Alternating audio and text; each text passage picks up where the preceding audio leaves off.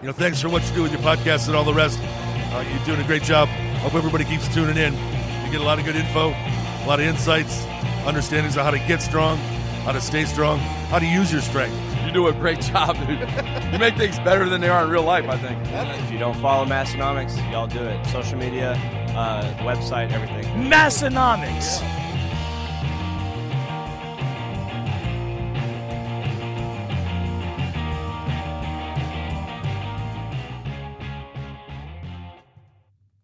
Ladies and gentlemen, Massenomics is in the house! I just wanted a little extra Gino in Gino there. gets a double intro on us. Little extra Gino intro. We got a lot of Gino intros. A little extra Gino never hurt at nobody, though. We're just got to get warmed up for July. Get everyone a little Gino ready for what July.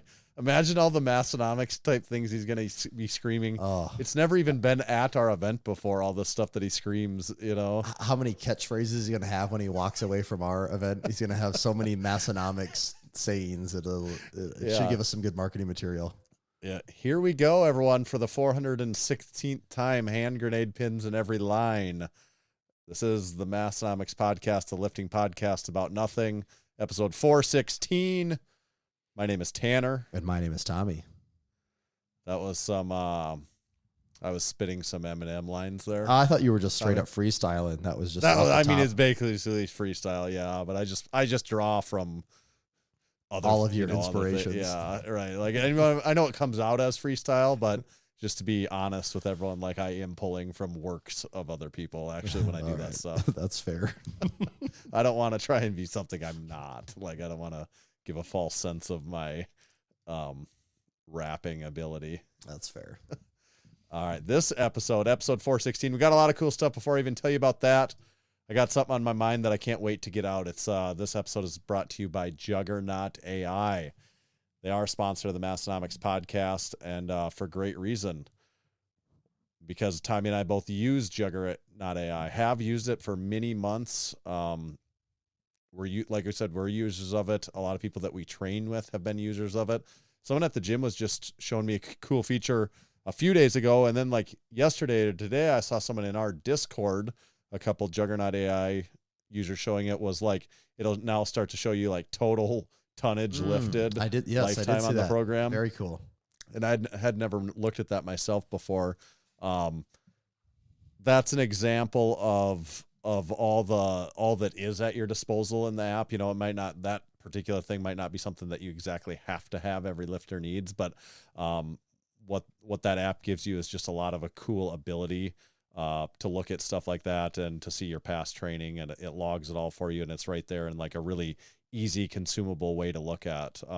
Also the training, it just used phasic training structure that is backed in, the scientific principles of strength training.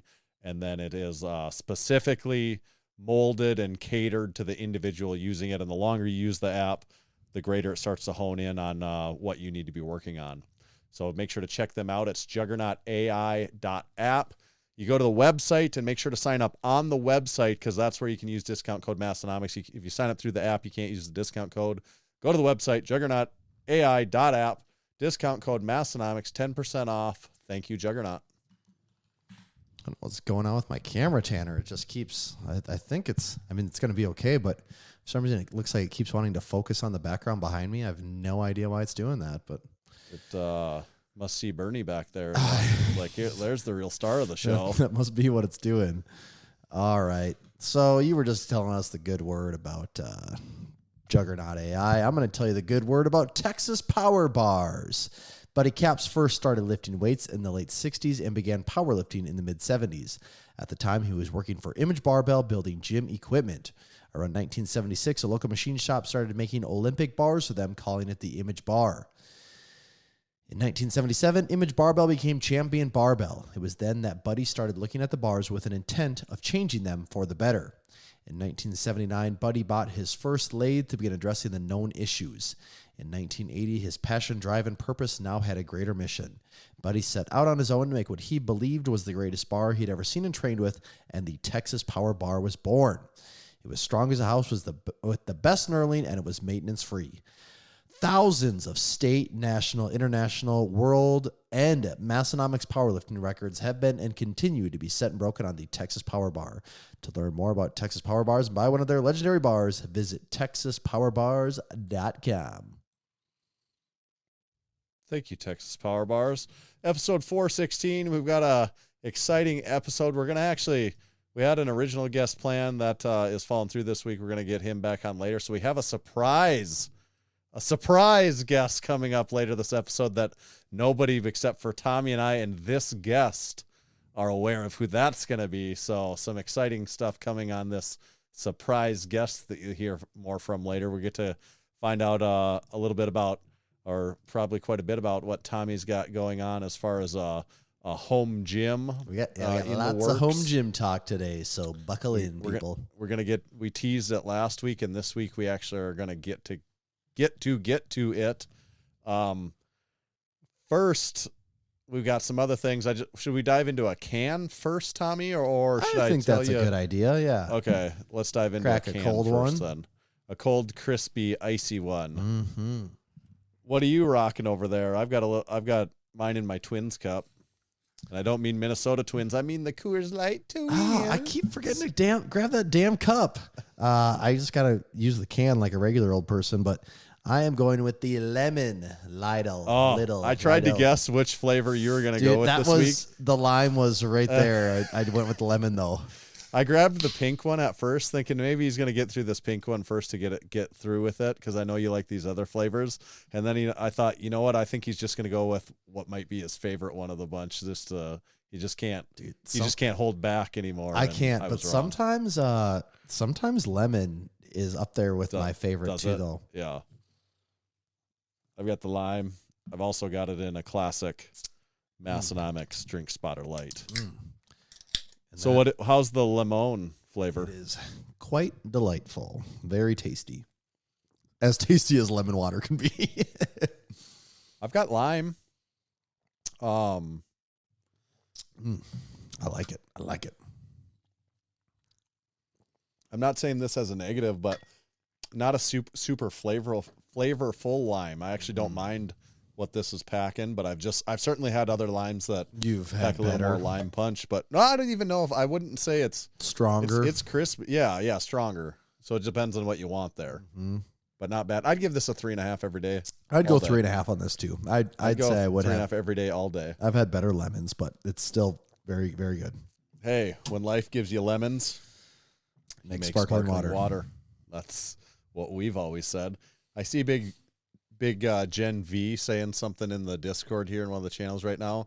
And this would be good because I could address it. She said she just finished Masters of the Air on Apple TV, and she said it was excellent. We had talked about it before, and I had said I don't have Apple TV. Well, as a matter of fact, over the last couple of weeks, we've been borrowing someone's Apple TV, and I have just 2 episodes left of Masters of the Air, as a matter of fact, and boy, is it good. She is 100% correct on that. That it was almost hard for me to podcast tonight because I'm like, I could stay up. I don't normally, just keep as it I've going. said many times, I don't watch very much TV, but I would have stayed up late tonight to watch the rest of this because it's on my mind. I just want to see the end of this show. It is very much as advertised, Band of Brothers-esque, only Air Force Bomber edition, really. And got me very interested. It is the old conundrum on the war series is where, you know, you got a lot of characters that you like, and just things don't always go well for all these when they're working these. That's how war tends to go, right? Yes, yeah. World War II, a lot of people died, I guess. So, but that show is excellent. That's like a 5 out of 5 for me. I love it. But she also mentions, and then get Apple TV so you can watch Ted Lasso. And I've been record on this before. I've watched that some before. My wife had me into it, watching it maybe like a year or 2 ago, and it was fine. I don't want to talk shit on Ted Lasso. I think we've actually talked about this maybe offline, you and me. And we came to the same conclusion. Actually, because have you seen Ted Lasso too? We had this exact conversation. We're both like, okay, it's totally fine. We get why people like it, but it was just too bubbly and happy, too wholesome. Ted Lasso does not captivate my interest. It's hard for me if that's on to not like look at my phone because it's just, I don't think it's that funny. I think it's like marginally funny at times. I agree. I started with my wife. I'm like, everyone says this is so good. And we got like 4 episodes in. She's like, are you sure people actually say this is good? I'm like, yes, people like it. And after like one more episode, she's like, too cheesy, can't do it. And she quit at episode 5. And I couldn't not finish the first season. And I had to finish it, and I got done. I'm like, yeah, I probably don't need to watch any more of this show, so I haven't watched any more of it. I 100% why people like it. It's just a little too wholesome, cheesy for me. Yeah, it's not. I guess it's just not my perfect cup of tea. There's not enough wars and battles going on. Yeah, I'm like, when do people start shooting each other? Yeah, like the special forces come in. What exactly does this have to do with World War II here? Yeah. Like, I don't get how this relates to World War II. What are they getting at here? Like everything has to come back to World War II, or else it doesn't make sense to me. Yeah. I'm like, so what branch of the military are they supposed to be in here? There's no soccer. There's no football branch of the military. Yeah, maybe they do it different in Europe. Ted Lasso, Ted Lasso, perfectly if it's in underrated, overrated. Ted Lasso, albeit probably a fine show, well overrated. That's an easy overrated because it's rated by the so letter high. Of the law. Yeah, it is rated so high. That is an easy overrated for me. And I'm not even saying it's terrible. Oh no, it's not at all. I could think of way worse shows to watch than that. Just not exactly my cup of tea. Yeah. So that was my watching. That's what I've been watching is Masters of the Air. Frickin' love it. Recommend it to everyone. I'd watch it 1,000 times over Ted Lasso. Like we said, Ted Lasso terribly Ted Lasso's depiction of World War II is so off the mark. Maybe that's the European depiction of it though. Maybe that's what I don't know. Like that's like there's there's not even any RAF, Royal Air Force stuff. And like, I don't even know. They're so off the mark, but Masters of the Air, great. But did you actually have a topic in here about movies or something too? I think we're going to save that one. Or is that unrelated? I mean, it's somewhat unrelated, but we're going to save that for later on. We're going to get our guest included in this one, I think. Okay. That'll be a surprise guest, you mean? Yeah, surprise guest. Right? We'll include them surprise in that guest. I think we got to get out the big news, the giant 1,000-pound gorilla in the room. And I'm not just talking about our surprise guests that we have coming up. We've got Home Gym Con. The South Dakota Hicks travel to French Lick for Home Gym Con 2024, powered by Bells of Steel. Coming April 26th and 27th in French Lick, Indiana, and the Massenomics boys will be there. It is official. The wait is over. If that title doesn't just roll off the tongue and sell itself, then I don't know what does. That's our working title, just so everyone gets that clear. It's the South Dakota Hicks travel to French Lick for Home Gym Con 2024, powered by Bells of Steel. Gets me excited just hearing that. So you probably see that on a lot of graphics and a lot of videos and stuff. So we are flying. We're not going to have a booth. We're going to do content in this trip. We're flying. We're going to fly in Thursday night.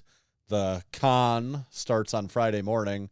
So we'll get into French Lick real late, actually, like probably like after midnight, I suppose, on Thursday night. We're no strangers to little sleep on work trips.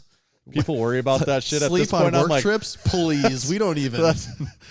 Compared to the Arnold, which we're just getting off, I'm like, you're telling me we don't have to drive? Like, you just get in a plane and sit there? Like, who cares? It's going to be like 1 a.m. Like, all we're doing is sitting our asses down in the plane. It's like an hour drive to the airport. That's nothing. And then when you get there, we don't have like you mean half days worth of work of I get to go through stuff? Airport security and I don't have to worry about 2 kids screaming the whole time with me. It's just Tanner is all I got to worry about. Man, just me screaming. This trip is on autopilot. I don't want to go on a plane.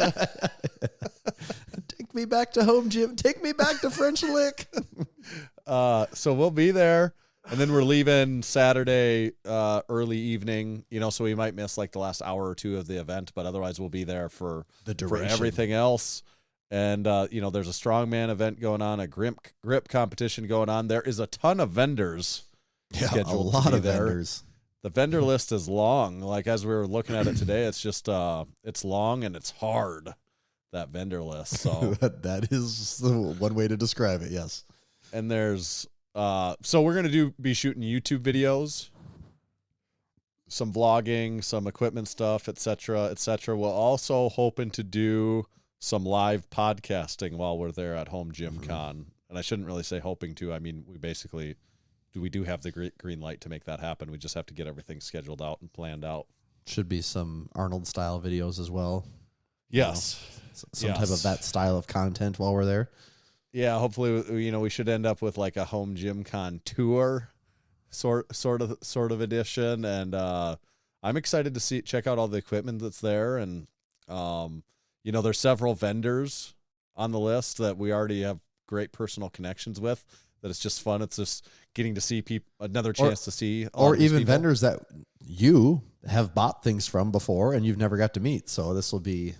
That's true. A way definitely people you've talked with online for years and have never met in person. And then there's a bunch of crew that's going to be there. I think Big Keith is keeping tabs on that, as maybe like at least like 10 crew members. Yeah, maybe just as many as that was at the Arnold. Right. So that'll be exciting. I'm excited for the trip. That's coming up in barely over a month already. That is by the time you're like hearing 5 this, weeks basically away. a month. Yeah. Yeah. So, and it's just going to be way less. The Arnold is very fun, also very stressful, pre, during, and post, where this, I feel like, is not going to feel like that almost at all. It shouldn't be. We really got two things on our mind: make content and have fun. And chew bubble gum. And we're all out of bubble gum. Okay, 3 things on our mind, I guess. Yeah. And rip Zin upper lippers. And we're all out of 9 milligram Zins. Tanner's going to see if he can get addicted to Zins this time. I'm going to work on it again. I'm going to try again. I'm not giving up that easily. Big nicotine. I shouldn't say tobacco. There's no tobacco, but that's nicotine. All the same to me. You'll get me in your greasy grips one way or another. Your stinky grips. Yeah. So Home Gym Con, more on that.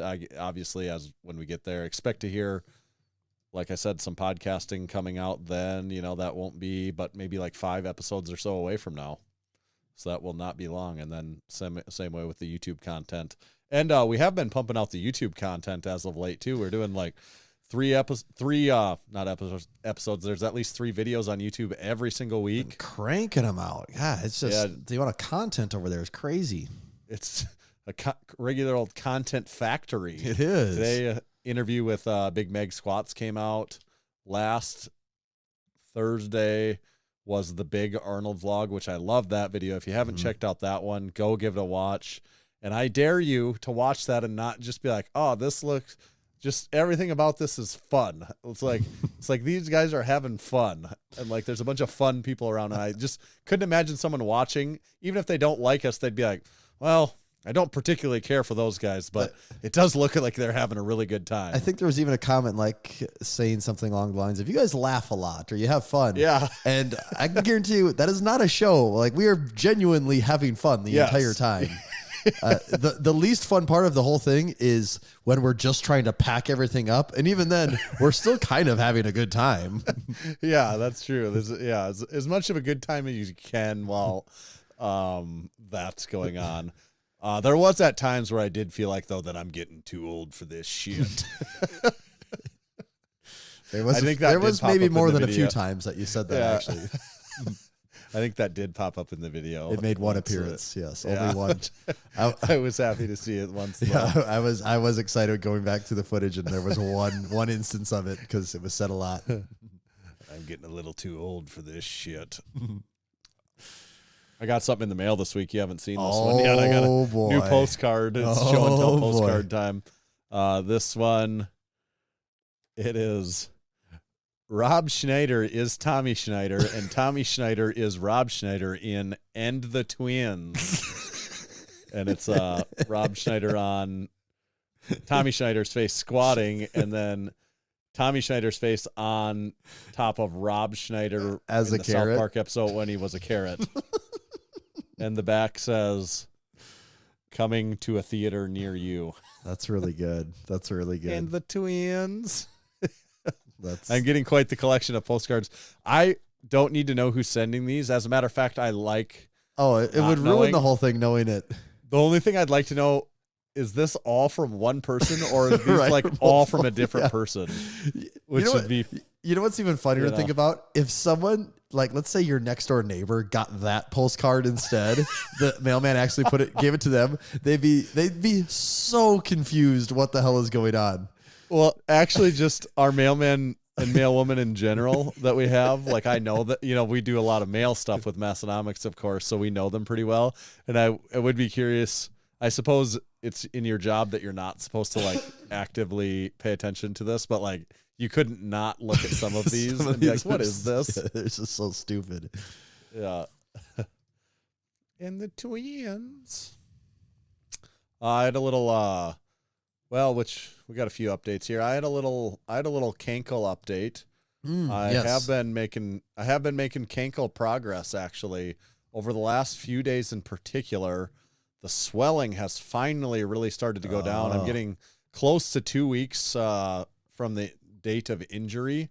And the swelling is still you would look at it next to my other foot and be like, oh, that still looks bad, but it's way less swelling and way less purpleness. And with that, a little less pain and discomfort too. Yeah. So I'm walking a little more normally. I'm definitely walking quite a bit more normally, and it definitely hurts quite a bit less. It's still pretty swollen, and it's even just annoying with my socks. Like every pair of socks I have is tight because my foot is like the diameter of my taking it to the everything max. is just so much. Yeah, so it's like when you sometimes when you take your sock off and it leaves that imprint. Well, and mine it's like squishing down. Right. It's It's like indented like a half like a inch. sausage in the casing. Right. Yeah. So exactly like a sausage in the casing. And, but lifting wise, it's still tricky because there's just still very limited flexion range of motion there, but I was able to do some deadlifting this weekend. I did some deadlifts off the floor, not exactly my normal form because I really have to keep more of a vertical shin angle than I normally would. But then I did some block pulls, and those I was able to do those and have it feel really quite normal because with the higher start height, I don't need to have my Right. Your leg can be a little more straight. Or a little more Right. perpendicular to the ground. right. Yeah. Yes, exactly. And that I was like, yes, these I could be doing I can start doing these sooner because I just can get in that position. It's not perfectly comfortable and stuff, but I want to be working it a little bit anyway. Yeah. Still giving you some of that stimulus. Right.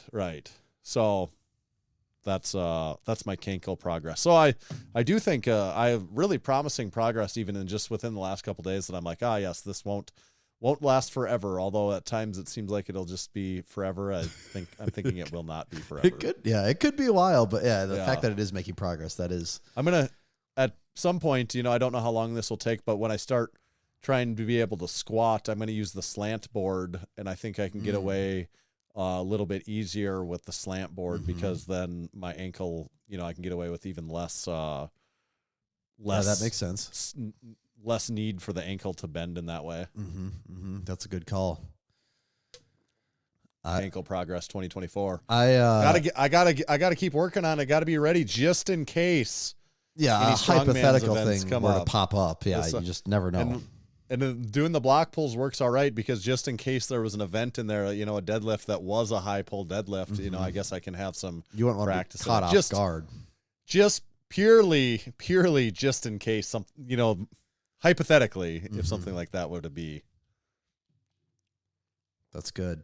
I Yeah. have maybe an update on the injury thing. I might have spoke too soon last week, saying how I thought I was in the clear because not exactly injury related, but the next morning after I got off the You podcast, didn't see Ryan from Iowa, did you? I didn't see Ryan, but I'm wondering if there was the lingering effects because a sickness worked through our family starting last night after I got off the podcast, and boy, it was a tough last week. Yes. Yeah. It was a tough about 4 days how things went here, but everyone is on the up and up, and things seem to be going better. So, yeah, might have spoke too soon. Ryan still might have had some lasting effects on us after all. Working his Space Jam magic still. Yeah. Is that the Ryan update? Yeah, that's the Ryan update. I thought maybe it was like something about your brother. No, that's the Ryan update. Anything new on your brother? No, I actually haven't talked to him for a little bit now. Actually, probably a couple weeks ago, but I'm coming He was actually back-to-back squatting for the last 2 weeks. He was the first time he back squatted. I saw that. Months. That's And surprising. he's still repping out he said, it was a nice feeling. He feels like he's just kind of a strong guy that he can, I'm not saying that as I get what he's saying when he says this, like it's a relatable thing where he's like, I have not done a back squat in 4 months or whatever he says. And he could still put 315 on and do like a set of 6 or 8 or whatever it was. And just like they look like a squat should look like. And he was doing hacks, like for people listening, it's not like he was doing nothing. He was working out this entire time. He was just avoiding back squats right. And that's, I talked about that with him quite a bit, even how it's like, well, yeah, but you've been like, and not only has he been hack squatting, but he's also just been like lifting hard too. It's like, he hasn't been maxing out. He hasn't been back squatting. He hasn't been deadlifting, but like he's still lifting like super purposefully. He's been on Juggernaut AI the whole time and still like lifting with a lot of intention and purpose and stuff. It's just the movements have been slightly different movements. So I'm surprised that he wasn't doing. It's still strong. Wasn't doing any squatting at all. Like if I can, assuming things feel good, I just like to have squats into my workout in some way. But I mean, I suppose taking some time off from it gives you that excitement when you go back. Well, and that was his thought, is that anymore, like he might just do those for say like 3 or 6 months of the year, and then the other half of the year not really do them. Yeah, and might just rotate it that way. Like say if you're gonna do a powerlifting meet, start like 6 months before it, working it back in, and then like when you're done with it, not really do those for that for a while too. And I could, especially as like a bunch of us that are recreationally into this, and like as you get. I would also say for people that have built up a certain level of strength and like that'll doing keep it. you in maintenance for so long. Like you're gonna lose so little at that point. But like if you're a complete greenhorn noob, I'd be like, no, you probably need to like keep doing the. Just gotta put the time in. Actually, right. So that was my Ryan update. Okay, that's good to have one of those too.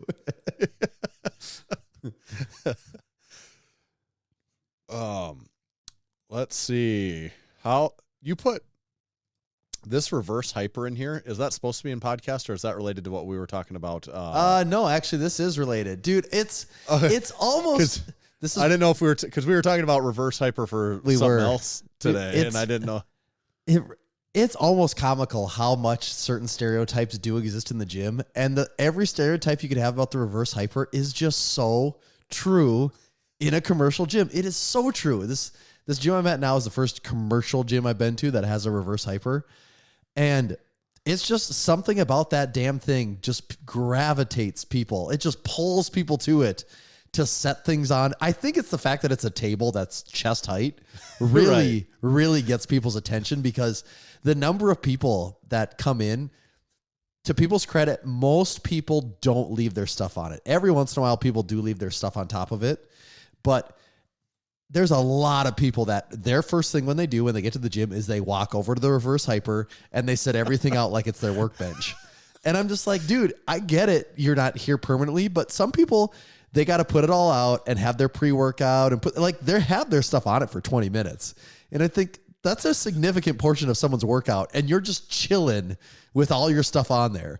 And it seems like it's a dumb stereotype that's not true, but it is so true. People love that damn thing.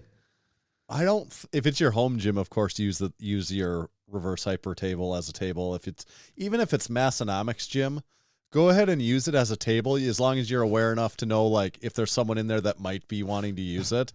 But in a commercial gym, I don't think it's the right move to walk in and sprawl your shit out on any piece of equipment. I was going to say, could you table. just remove the reverse hyper and just take any piece of equipment? It's the bench press. Yes, like, yep, I went over this lay out all my shit here. Yeah, I just didn't want to bend over to put my shoes on, so I'm laying all my shoes across the bench. I don't plan on using this either. But there's that. But then the thing that a lot of people do too, still though, is the handles off the back. A lot of people like to hang their gym bags off of the handles, which is also comical to me that you don't want your gym bag on the floor, so you hang it on the off the handles off the back. That's $1,000. It's kind of out of the way, but I've also I go use it then when people are doing that. I'm like, I'm breathing all over your stuff. If I was all sweaty, I'd be sweating on your stuff. I don't get that sweaty, but it's comical to me, and it is so totally a real thing. Big Alex said last person he saw using reverse hyper in a commercial gym was just doing box jumps onto it. People just don't get it. It's just a giant table. It's basically a standing desk for the gym. Like, it's a great place to go lean on and browse your phone in between sets. Mm-hmm. People, they can't get enough of it. Yeah. So the reverse hyper. So have you had that before where you want to use it and a bunch of people have stuff on it? Yeah, for sure. That, and people love to pile their stuff around it.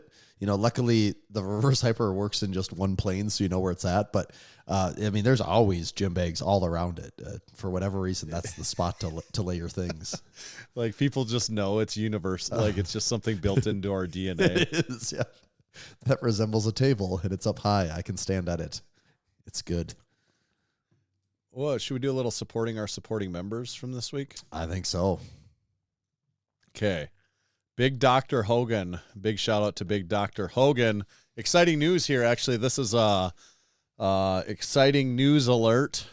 Big Dr. Hogan from Ohio was able to do me a little bit of, do me a solid, do me a favor. There's been one missing pair in the York Dumbbell Roundhead collection, and the search is over. Big Hogan was able to pick up those 85-pound York Roundhead dumbbells for me. I got them paid for, got them picked up, so now he's holding them hostage, and he will be at home Gym Con. So what, we wondered, is there a way to do it? And there's not, because we're flying. I was going to say, so, tell me you figured out a way to this, because I want to hear that. You're going to send these back.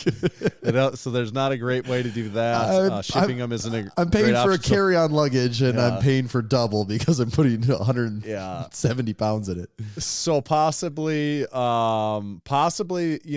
knows? Maybe there'll be someone driving here for Lift Hard, Live Easy Classic 2. That could snag them in or out. That's a possibility. Or, certainly a possibility will be the Arnold 2025, which I'm okay. The search is over. The wait is over. They're in his possession. See, so the thing I don't like about the Arnold 2025 is I want to make that damn video before then. We can't do the video of the complete set. It's not really technically complete without No, them. we can't make that video. And I don't want to wait a year to make that video. So if anyone's driving and to Western, Northeast, South, or even if anyone's just going west from Hogan that could get to a farther west crew member and could do the 85s and part of a relay. It's not the Pony Express. It's the Crew Express here. They just should get that map out and be like, okay, Hogan, if you just drive these 20 miles west, you can meet up with Mini Action Jesus. Yes. And then Mini, I just need you to get 20 miles west. And you can meet up with he's coming to the Lift Hard Live Easy Classic, though. So right. No, but I like the idea better to incorporate, just like 10 handoffs. Like a 15-person relay, and where none of them actually travel more than like 20 miles. Yeah. So to each one, it's not that big of a deal. It exchanges 5 times just going across Indiana. And then maybe like each one of them gets to sign the dumbbell like on the back of it. And then I get it. It's like the collection was only complete thanks in part to like 15 different crew members. It made it to everyone. And also all those exchanges did take several days. There was never an exchange. Like, the whole process didn't take a week. It took months. No, it took everyone. It's like, yep, I'm headed that way in like 3 weeks. I'm like, okay, perfect. I've got it arranged. Everyone got to have the 85s in their home for a couple of weeks. Yes. So shout out to him for that. That's exciting. You know, I'm excited about that, of course. Big Stu and Big Travis from the Lift Hard Strength Club were on guests on Unpaid and Underrated this week. Great episode there. I really enjoyed hearing Big Stu and Big Travis talk about their gym startup experience. And, you know, a lot of that hits close to home. And it's fun to think, I wouldn't want to steal a bit of their thunder in any way, but it is just fun to think that we're some form of, you know, Massenomics at least plays some small role of inspiration in the process, you know, given our history and what we've done. So it is pretty cool, actually. It's really cool to think about it in that way, that like now these two good dudes in West Virginia now have a sweet gym. Plus they can say they're startup founders too. That's true. That's true, which is what you want to be able to put on your LinkedIn. Yes. That is really the goal. Good. Yeah. Founder of a startup gym. They can leave the gym part out. Just founder of a startup. Just startup. Yeah.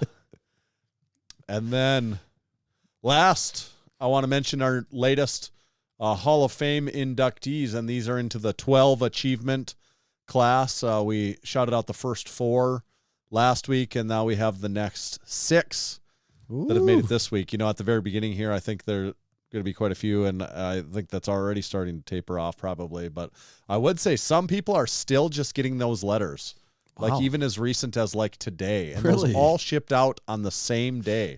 Like Grant and Big D down in South Carolina got theirs like 2 days ago. I assumed that video was a week old and they were just posting it now. They just got it. And I think I am now up to 5 that have gotten returned. Well, that's not. But I've gotten updated addresses on all 5, and those have all shipped back out. So okay. But the latest, the next 6 inductees into the 12 achievement Massenomics Crew Hall of Fame are Big Joey, come on down. Big Scance, come on down. Kind of a Canadian contingency there off the bat. Then we've got Big Waffle Iron Jim. No surprise there. Big Grayson, the first South Dakotan to make it into the Hall of Fame. Big Grayson Anatomy. And then Big Dodzilla, supporting member number 1. And then Big Dr. Jake from State Farm made it in there as another Midwestern, you know, a little bit of Midwestern representation in there. So we now have 10 members in the 12 Achievement Hall of Fame. Very well achieving individuals there. Yeah. Nobody in the 15 club yet. We also, I wouldn't, not putting any carts before any horses, but Tommy and I have been secretly behind the scenes since no one's hit 15 yet. We've been talking about possible changes, alterations, additions to what the 15 Achievement Hall of Fame members receive as a part of that achievement. And I would say this, I mean, it's at minimum, there will be what's on the table that we've already presented to everyone as an award for that, but we're thinking of a way to make that even better. So it could possibly even get better. Yeah. Is what I would say. I hope we can work it out because it'll be cool. Yeah. Yeah. So that's our supporting members. We'd love to have you become a supporting member. It's very easy to do. It's so easy a caveman could almost do it. You go to massenomics.com/join. That's where you can get joined up. We have several levels that you can get signed up at. We'd love to have you sign up at any of them. If you've been a listener to this podcast for a long time and you just want to support us somehow, that would be a really easy, awesome way to do it. We greatly appreciate everyone that we have in on that program. We try to give back a little bit, like by this segment, by our mailings, like we just did here recently.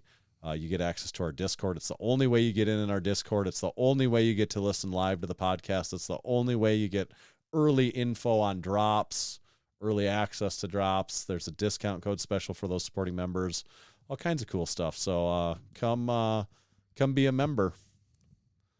Love to have you.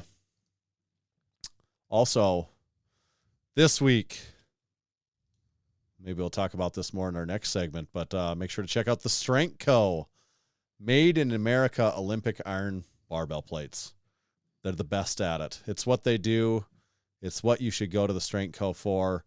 Check them out if you need plates for home gym, commercial gym. Maybe you're going to start a kind of a smaller club, semi-commercial gym like Massenomics Gym or like the Lift Hard Gym in West Virginia, something like that. I know they bought a bunch of Strength Co. plates. We've got a bunch of Strength Co. plates. There's a reason we all did that. It's because they're the best damn plates that are out there. So check them out. Actually, very affordable, very reasonably priced for what you get, and their shipping rates are basically the best in the business. Dynamite. And really those prices haven't changed or anything, as maybe prices on other things you purchase have. So check that out at thestrength.co. Today's show is also brought to you by Bearfoot Shoes. Most shoes harm your mobility by over-restricting your foot's natural movement. Barefoot shoes are designed with minimal restrictions so your feet can move the way they're supposed to. Move with more strength and confidence in every step. Barefoot Shoes was founded by Chris Duffin, who attributes proper foot biomechanics as foundational to his success in squatting and deadlifting over 1,000 pounds for reps. He helped create the company to provide a minimalist shoe that can be worn for anything from deadlifts to walking your dog. Go to www.barefoot.store to check out the best minimalist shoes available. And while you're there, make sure to use code Massenomics to save 10% on your next order. That's barefoot.store. Code Massenomics will save you 10%. Thank you, Barefoot Shoes. Well, thanks, Barefoot. Well, should we get our guest going in here? Yeah, we better kick out all these other sorry sons of gun freeloaders that are here, and then just get our guest on the horn, if you will. A classic guest on the horn scenario here. We got the horns, but we got to put the guest on it. What good is a horn without a guest to put on it, Right. really? The horn has been prepared. There's just no guest on it yet, so we're almost there. Oh, Hello. there he is. I can assure you that I am not hornless. I am horny. And I am here. I guess they'll let anyone on this podcast nowadays. How you guys doing? It's Big Keith here from Unpaid and Underrated in the No Wine Cellar.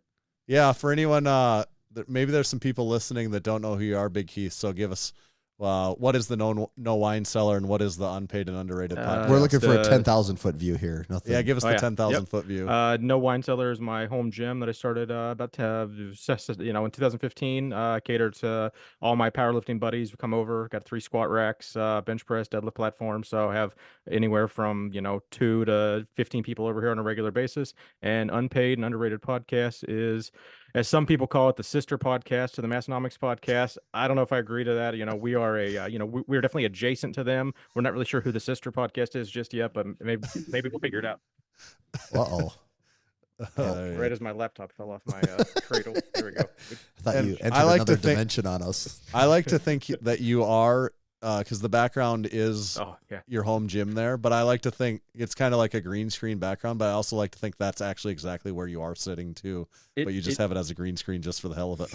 It used to be, but it's my wife told me when I record in my basement gym, it's actually louder throughout the house than if I'm in like a spare bedroom. So I gotta admit, considering it's 10:30 at night here, she's been in bed for a couple hours. I gotta try to, not be as as disruptive as I could be. Yeah. So do you got a special beverage over there, Keith? This week I've just got Poland Springs. I am officially out of bubblies and all that. I actually need to go grab one before our podcast Thursday.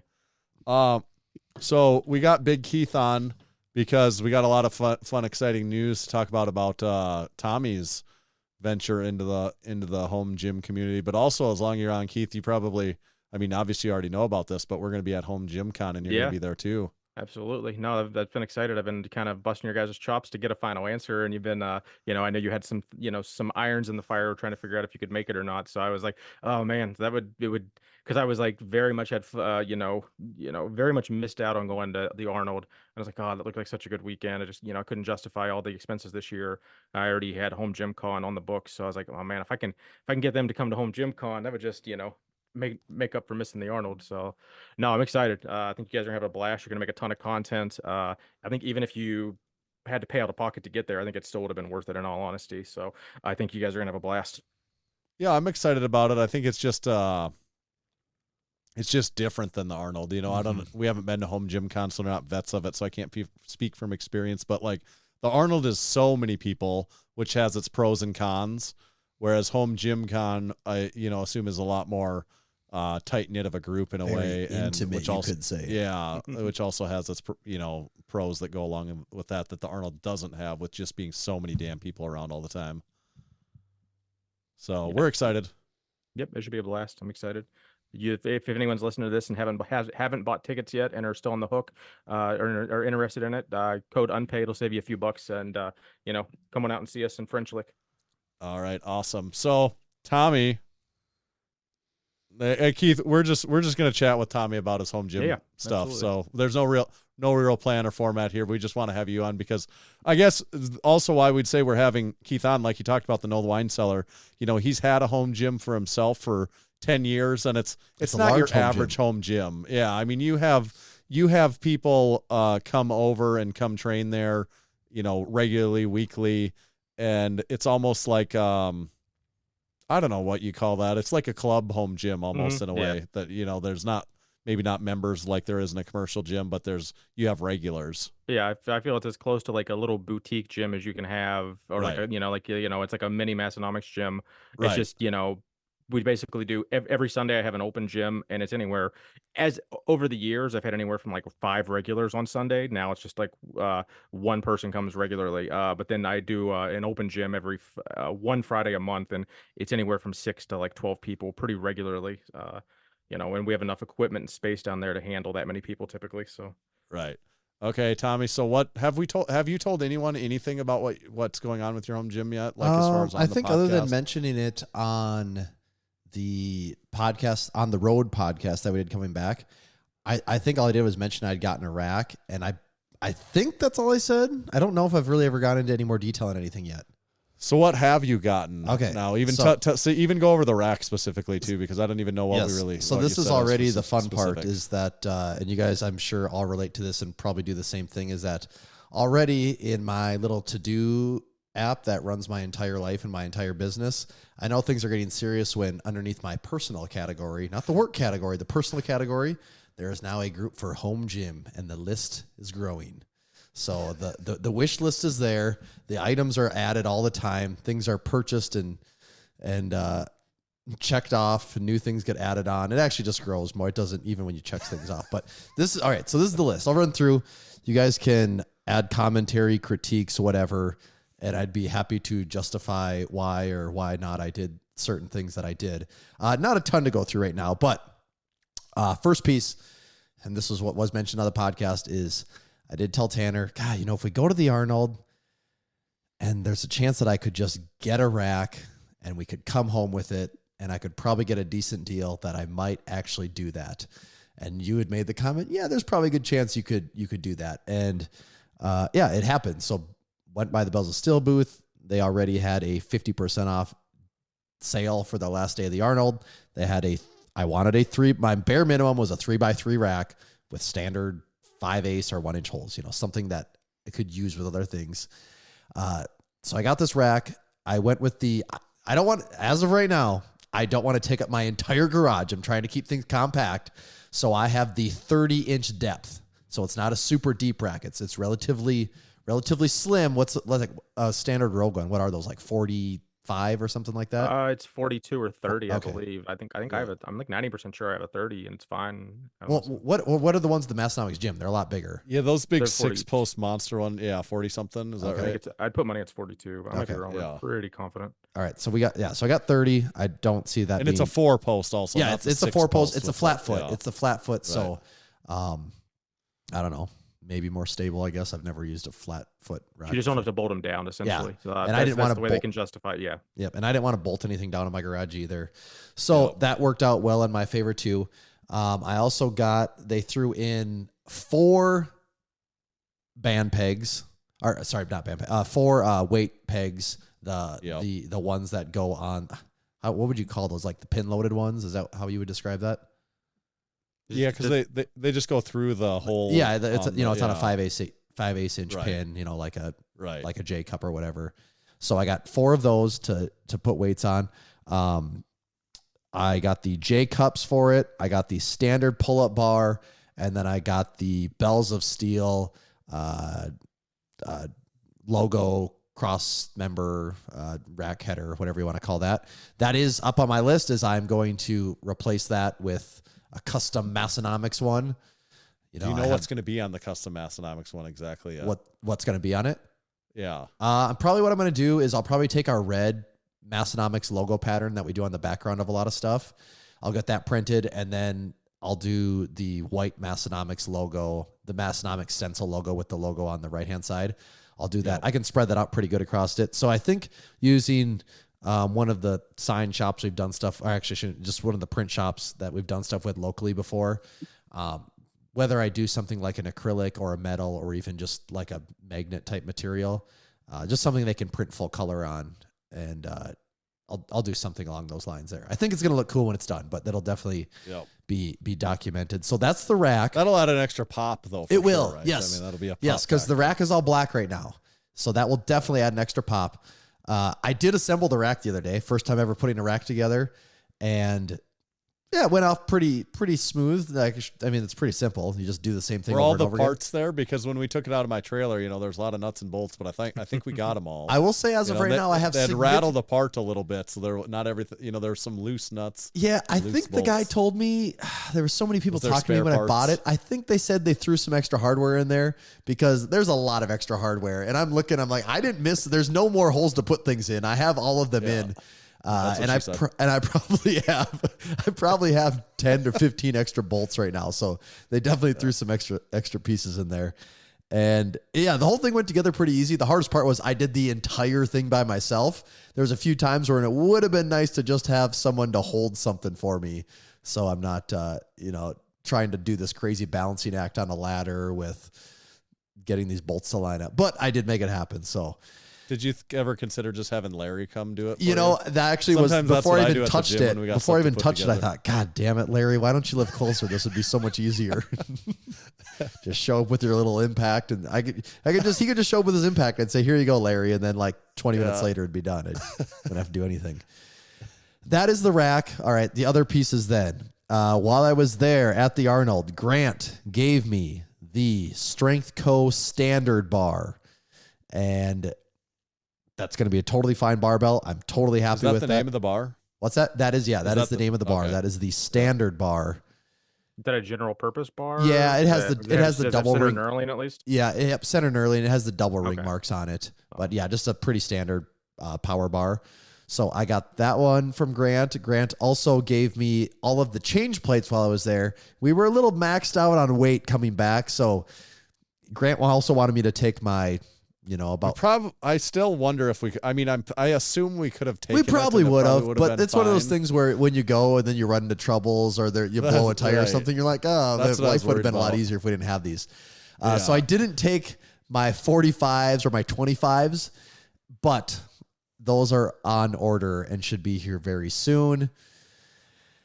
So the entire gym will be outfitted with Strength Co plates, which I'll be excited for that. Grant also threw in one of his little deadlift jacks, so I got one of those. And he did throw in a weight tree, so I got plenty of storage options in the gym when it comes to my plates. And also a pair of the Strength Co, the fancy clips. Whatever. Yeah. I can't remember what those things are actually called, but kind of makes me regret now not having a pair of the red limited edition Massenomics ones. Yeah. Really, really missed my chance on that one. Yeah, those are all gone too. I know. So that is those. And really, okay. And also I should say, we'll talk about this more probably later on here, but when you start looking around, you realize you have color options from different manufacturers for racks. But after that, the color options really disappear in a hurry, like a surprising amount. I thought for sure, never looking into this before, that J cups and things like that every manufacturer would have just as many color options for those. No, there's zero. It's your option's black on those things. So one thing you can do to add a little pop, just depending on what style J cup you have, it's a company called Aperture Engineering. They make these like fabricate. What the fuck's the word? What's the machine that prints shit? Like a 3D printed thing. Yeah. So they do 3D printed things that you can basically. So you take the UHMW off your J cup and you put this like little sleeve over it, and it just adds a little flair. And like I have orange ones on some of my older style J cups. They won't work with like fancier J cups, but if you just have straight up basic ones, that they probably could still work. You could get those in red, just have a little red flare. I see it here. Okay, interesting. Yeah, didn't know that was a thing. Okay, that is a nice little way to get some color because all of my stuff is black. My accent color is going to be red on everything, so I'm looking for ways to get some red pops in there. As part of that, though, I did order the Bells of Steel safety strap system, and it's very confusing. I'm going to be in for a surprise here because they are one of the only people, from what I can tell, that offered colored straps.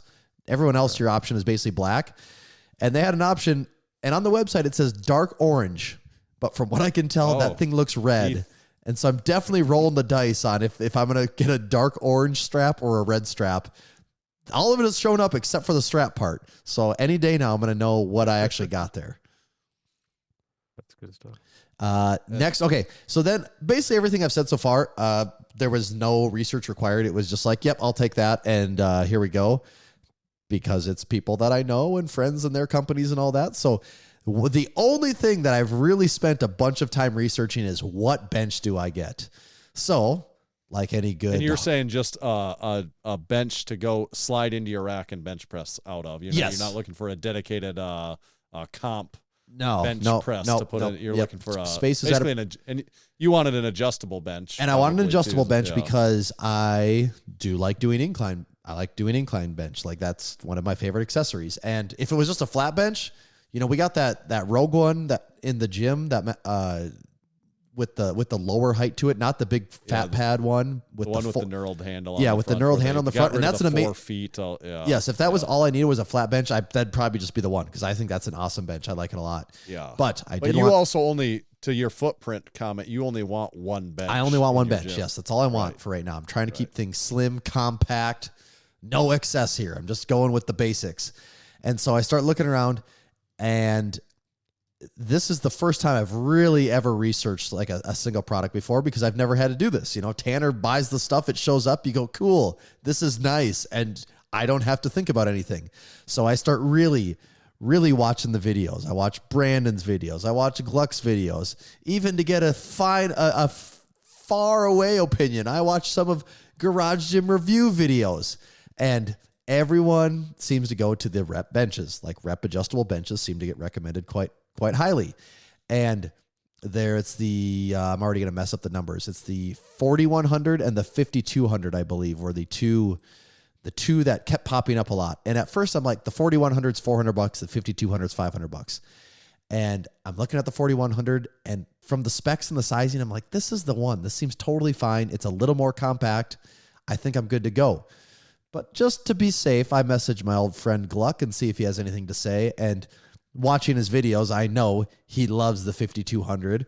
And in his messages, he basically said the same thing. He loves the 5,200. And he goes, it's a bigger bench, and you're also a taller guy. You might appreciate that extra room. And also the 5,200, you could do the thing where you could do a two-tone color with it. You could do red and black, and that also means something. So after a little bit of thinking, I did decide to go with the 5,200. The final piece to that, the pad and the rest of the pieces showed up like yesterday or 2 days ago. So I haven't even taken it out of the box yet. I was waiting for everything to show up. So I'm excited to get that thing going and see how that compares, because I now have used, at Massenomics Gym, we have talking dedicated benches. We have the Ghost bench. We have the Elite FTS benches. We have Rogue benches. We have the Stray Dog Strength benches. We don't have basically anything from reps, so I'm very curious to see how this compares in that lineup, being a product that I have a lot of experience with other ones to see. Keith, do you have any adjustable benches? I've got an older rep bench, the 3,100. They don't even make that one anymore. They make like a different version of it that doesn't have a tapered pad anymore. And then I've got Rogue's adjustable bench 2.0, I think. So they're on to like 3.0 in the Mana Raid now. So it's a similar, it's very similar. But I would have recommended the Rep 5,200 more than likely if you were to, that is like one of the more popular ones. That's like not $1,000, and it's comparable. It's going to give you 80% of what the $1,000 bench gives you probably. Right, and that was the other thing too, is because you can see like Rogue, their bench looks sweet and it's awesome, but that damn thing is, I guess like the one starts at, is it the Manor? Is that the one that starts at 600? Is that what that is? I think, but yeah, once you add the foot plate and shit on, and then on a spotter deck or something, you're looking at and then delivery. I think delivery's not as bad because they've made it modular. It's not a solid welded one like my old one is. But the rep one also ships free, so that's another little break you get on that one. So yeah, I'll have more updates there, but that was the longest thing I had to research. So that Should go with red, I'm assuming, like a red and black. Or I went chrome. with actually, you know what?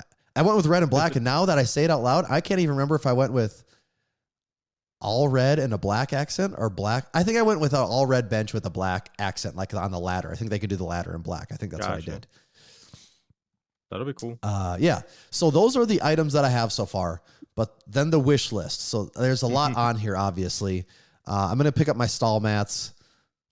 Probably not. I'm actually coming to Aberdeen tomorrow, so probably won't pick those up tomorrow, but probably this weekend. So I will stop you before you get to. So I know you want to keep the small footprint. You're going to be hard. So if you buy like 3 stall mats today, and you want to expand it next year, the likelihood you're going to find the exact same stall mat is going to be such a pain in the ass. That actually is hard I would to do. honestly just spend the extra. So here, yes, I mean I haven't bought. Historically, it is a pain in the ass. Tractor Supply gets their stall mats from like 3. I think they're all pretty much coming from Canada at least, but it's whatever they ship them. It's all the same SKU and it's all the same thing on their website. Yeah, but I think it's almost always a flat mat, but you show up there and it can be anything from like the diamond plate pattern I have, or it's like this like cracked skin kind of thing where it's just like little small grooves through the whole thing. Okay. I've almost never seen flat ones, so. If you find a stall mat you like, I would literally buy enough to almost do your entire gym, and then worst case, they just sit on your backyard underneath the park for a year or something. But that's just me. I mean, they're that is good to know. That is good to know, though. So that if I do go and there's like a perfectly flat pattern black one that I love, that I should err on the side of having too many of them. Then I would personally. Okay, that is helpful. They're also not that expensive. They're also right? I don't know if you know, but they're really fun to move. Yeah, at least you're not going into a basement. Yeah. Yes, I got that working for me too. So, okay, so stall mats are on the list. Obviously, we're talking. There's gonna be banners. There's gonna be stickers. There's gonna be flags all over. But I think I know some guys that we know some people. make those things. So those will be going up too. Lately, one of my favorite tricep exercises has been dips. So I'm really looking at adding the Rogue Monster Light Matador onto the list here. Dip attachment. Yeah, as a little dip, rack mounted dip attachment. That's the way I'm There's the Mutant Metal. So Mutant Metal is a pretty it's a pretty popular company in the home gym scene right now, and they basically. Initially Rogue kind of stole their design, and then they partnered with them. But I don't know if they offer that in in the 5/8 hole or not. Let's I know they do it here. That I'm not positive on, but I know anyone that's got a dip attachment, they currently like pretty much everyone's buying like the Mutant Metal ones. Okay. I mean the one you're talking about, I think's been out for like 15 years. I don't think they've done anything to innovate it or anything. The cool thing about the one I'm talking about is the handles are modular, so you can widen and. Okay, I'm looking at it. Is this the ultimate dip attachment? Is that the one? Yeah. Yes. This damn thing's also $400 yeah, though. There is that. So yeah, but I mean, I guess if the other one's like $80, sure. Yeah, I think that the Rogue one's 90. 200. Okay. Then, and this one's also 400 with a 14-week lead time on their website. So yeah. Yeah. It does look sweet though. I'll give them that. We're just giving you options. No, that is good to know because I didn't know this was a thing. But yeah, it looks way cooler. I'll give them that all day. God, the red one looks really awesome with those handles. Yeah, if I felt like that was worth spending $400 on, I'd go with that all day. But that one's currently not high on the priority list. So we got that. I'm not a huge dumbbell guy. Never really have been. Never used many of them. Honestly, the dumbbells I probably use the most are like the 25s when I'm doing like lat raises or side raises curls, lat raises, things like that. 20s, 25s, right in there, depending on how many reps I'm doing. And for that, I'm like, well, I could just buy a set of 20s. Like that's not a big deal. Then you can get those little micro plates or whatever if you want to add. Who do you buy those from, Keith? What's the Micro Gains. Okay. There's another one called Plate Mates, but Micro Gains are the ones that like go over the dumbbell shaft handle, and then the Plate Mates kind of only work on the edges. So if you're rubber coated, they don't work. And that's and those are just like an Amazon import company, whereas Plate Mates is actually an American made company that'll be at Home Gym Con. Gotcha. Okay, so I might throw just a couple dumbbells in at some point. Like that's not super high on the priority list, but it would be nice to have a few of those. And then it brings up the thing of, do you ever go down the road of just looking on Facebook Marketplace and looking for those Bowflex adjustable ones? Like if those come up, do you take it? Because it looks like you can get those for $300 or less used fairly commonly, right? Like, is that? Oh, I wouldn't even pay that. I think that's what they're new on. Oh, is that what? Okay, yeah. I see. I think honestly, the Bowflex are of the adjustable dumbbells. I think the Bowflex might be like the most, just because I think Dick sells them or something, but they're not like super highly. What's the square durable. ones that come up sometimes? are they power blocks? Yeah, power blocks are decent. Those used could be a good deal too, because people kind of, those are decent, aren't they? Yeah, I had a pair during COVID when we were trying to actually like keep segregated in the gym a little bit. I got a pair super cheap, but so here's a question for you: Is your wife planning on using the gym at all at any point? 'Cause that's something you She says no, not at all, not at all. Okay. So. Then that basically, because if she was, you'd have to keep in mind, okay, how do I make things like, how do I scale things from 10 pounds to 500 pounds? So, but if it's just you, then that makes life a little easier. It does. So that's why, yeah, that's dumbbells. I guess, I don't know. I'll maybe keep my eye out to see if anything used pops up. Maybe just for the time being, I'll get a set of 20 or 25s, and that can hold me over for a long time. And it's one of those things where I can just play the waiting game and see what happens there. The cool thing is you'll be able to get your hands on probably 10 different pairs at Home Gym Con, in like multiple different companies. Maybe not 10 different pairs. There should be multiple companies that have their version of an adjustable dumbbell. Okay. Because there's God, but they're that's another one. Oh yeah. They're so expensive. You don't want to drop $1,000 on adjustable dumbbells. Oh. Also, you're gonna nickel and dime yourself buying a 20 here and a 20. No, I know. And the next thing you know, you're gonna turn around. You're gonna have $500 in like 6 dumbbells. Yes, that is also. That's why, like, I have a hard time playing the dumbbell game at all. There are occasions when on Facebook Marketplace, even like Minneapolis more so, but Sioux Falls, where like a moderate, like a 5 to 50 used dumbbell set will pop up for like a decent price. I saw one. too. I was looking. It was I think it's like 5 or 6 hours from here. It was in Kansas. Someone had a pro style set. It didn't look like there was a name brand on it, but it was a pro style set. I think it was 5 to 60 pounds with a rack to put them on, and they wanted like $300 for it. And I thought, if that was local, I'd just do that all day. That's great. That could come up at some point in time. You know, that could arise. Which that makes me think that I'll probably just wait that one out and just see what happens. That'd be better than the power block and stuff too. Like I just don't know if those ones they're so cumbersome almost. Then you're like, they're nice because they don't take up any space, but then you're like, you won't even use them because they're just like, I know. And that's why I would go that way if like a smoking deal popped up on one of those and it was like, this almost seems dumb not to do it.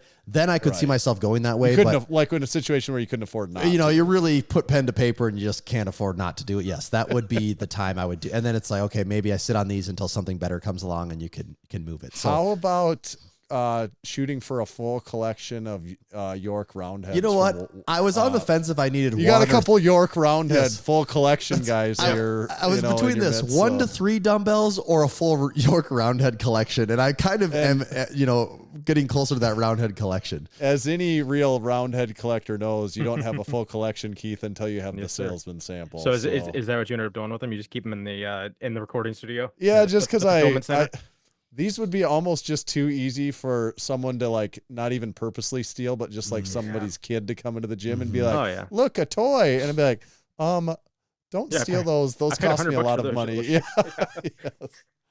Yeah. So I just have them sitting here by me because I don't know what else to do with them yet. So that sounds like Tommy will not be starting a vintage collection anytime soon. No, that's pretty low on my priority list of. But that's what you said about the home gym. It was, yes. So I don't actually know what my future holds, you could say. As Keith could say, it's a bit of a slippery slope. Well, I got a lot of things that need to go on my slope before I start slipping down the vintage. So you feel like you have to spend $100 on this. Yes. I got a long ways to go before I get there. A very long ways. It is a slippery slope to get to the point where you start to say, yes, I will give someone $100. I will happily, like, I'm dying to give someone $100 for this. Yes. You're like, please. I'm actively seeking someone to give money to, and I just can't find the person. Yeah. Tanner, now that you've essentially finished them, they're not in your hands, but you've already waiting on the 85s. Yeah. Is it like, did you get, so when I finished mine a few years ago, it was so anticlimactic. It was just my one of my pastimes is now gone. Like I had it was so like adrenaline and like, fulfilling like every time. The thrill is the hunt in in the case of especially like something like these. And then it's like, well, what is next? But the nice thing is like, these were also just part of my equipment buying for Massenomics Gym, and I'm always buying equipment for Massenomics Gym. So it's just like, what is the next piece of equipment? You know, whether it's almost like vintage or not vintage, there's always the next piece. It's almost like you cleared that hurdle, so now you can finally focus on the next thing, actually. Right. But it does, the one thought that I'm still not wrapping my head around, because I just don't know that I like the way they look even, and I don't know what I would do with them. But if someone had a full set of vintage roundhead dumbbells and they were into this, you know, you could go down the path of a full collection of globes and Buns and globes. But I just don't even like the set looks like you're like, oh, what did you do? Like, grab like anything you could find to put a dumbbell set together. Yeah. Like, they don't even and look then also when you like, walk into the gym, it starts to turn into like, are they like, the unknowing person is gonna be like, do they just collect shitty dumbbells in this gym? You're like, Right. Why Like, is yes, there to the uninitiated, why is there duplicates of dumbbell? Well, first of all, there's dumbbells from 5 to 150 or whatever. And then there's like an old shitty looking version on Of another rack 1 over to here. What am I 100. supposed to do with those? And then like if you added a third level into that too. One aside, as this is very much related to what we're talking about, I put something out on my story. What I gotta fix, it's all related to exactly what we're talking about here, is the dumbbell storage situation now at Massenomics Gym, because I now have way more dumbbells than I have dumbbell storage for, and it's very pieced together over the years. I have 4 different dumbbell racks. None of them are ideal for what they're being used for at all, and it's just like piecing together, and I've got a whole bunch of dumbbells on the floor at the moment. So what I've been looking at is options for this, and I need a lot of dumbbell storage because I kind of have a lot of dumbbells now, but Prime makes this killer 4-tier rack where the bottom tier slides out. How tall is that top shelf on that thing? It's like 48 inches maybe high, or so it's up there though, something like that. You know, it's maybe that's not, it's 40 some, I think. It's a sweet dumbbell rack. Oh, it looks so cool. When you had that, you put in your store, you put that in there, and I thought, damn, that thing looks like almost a display piece. Yeah, you know, when the dumbbells are on there, they're like nice. Right, and it's that'll hold basically a 5 to 100 set and all, you know, and in that one, and it's only 97 inches wide or something like that. So because of its height, it doesn't take up a very big footprint, which I really like. That's part of what I really like about it. But so this thing costs $2,700. That doesn't include the shipping, which is another like don't know if it was like $800, I think is the quote I got from them.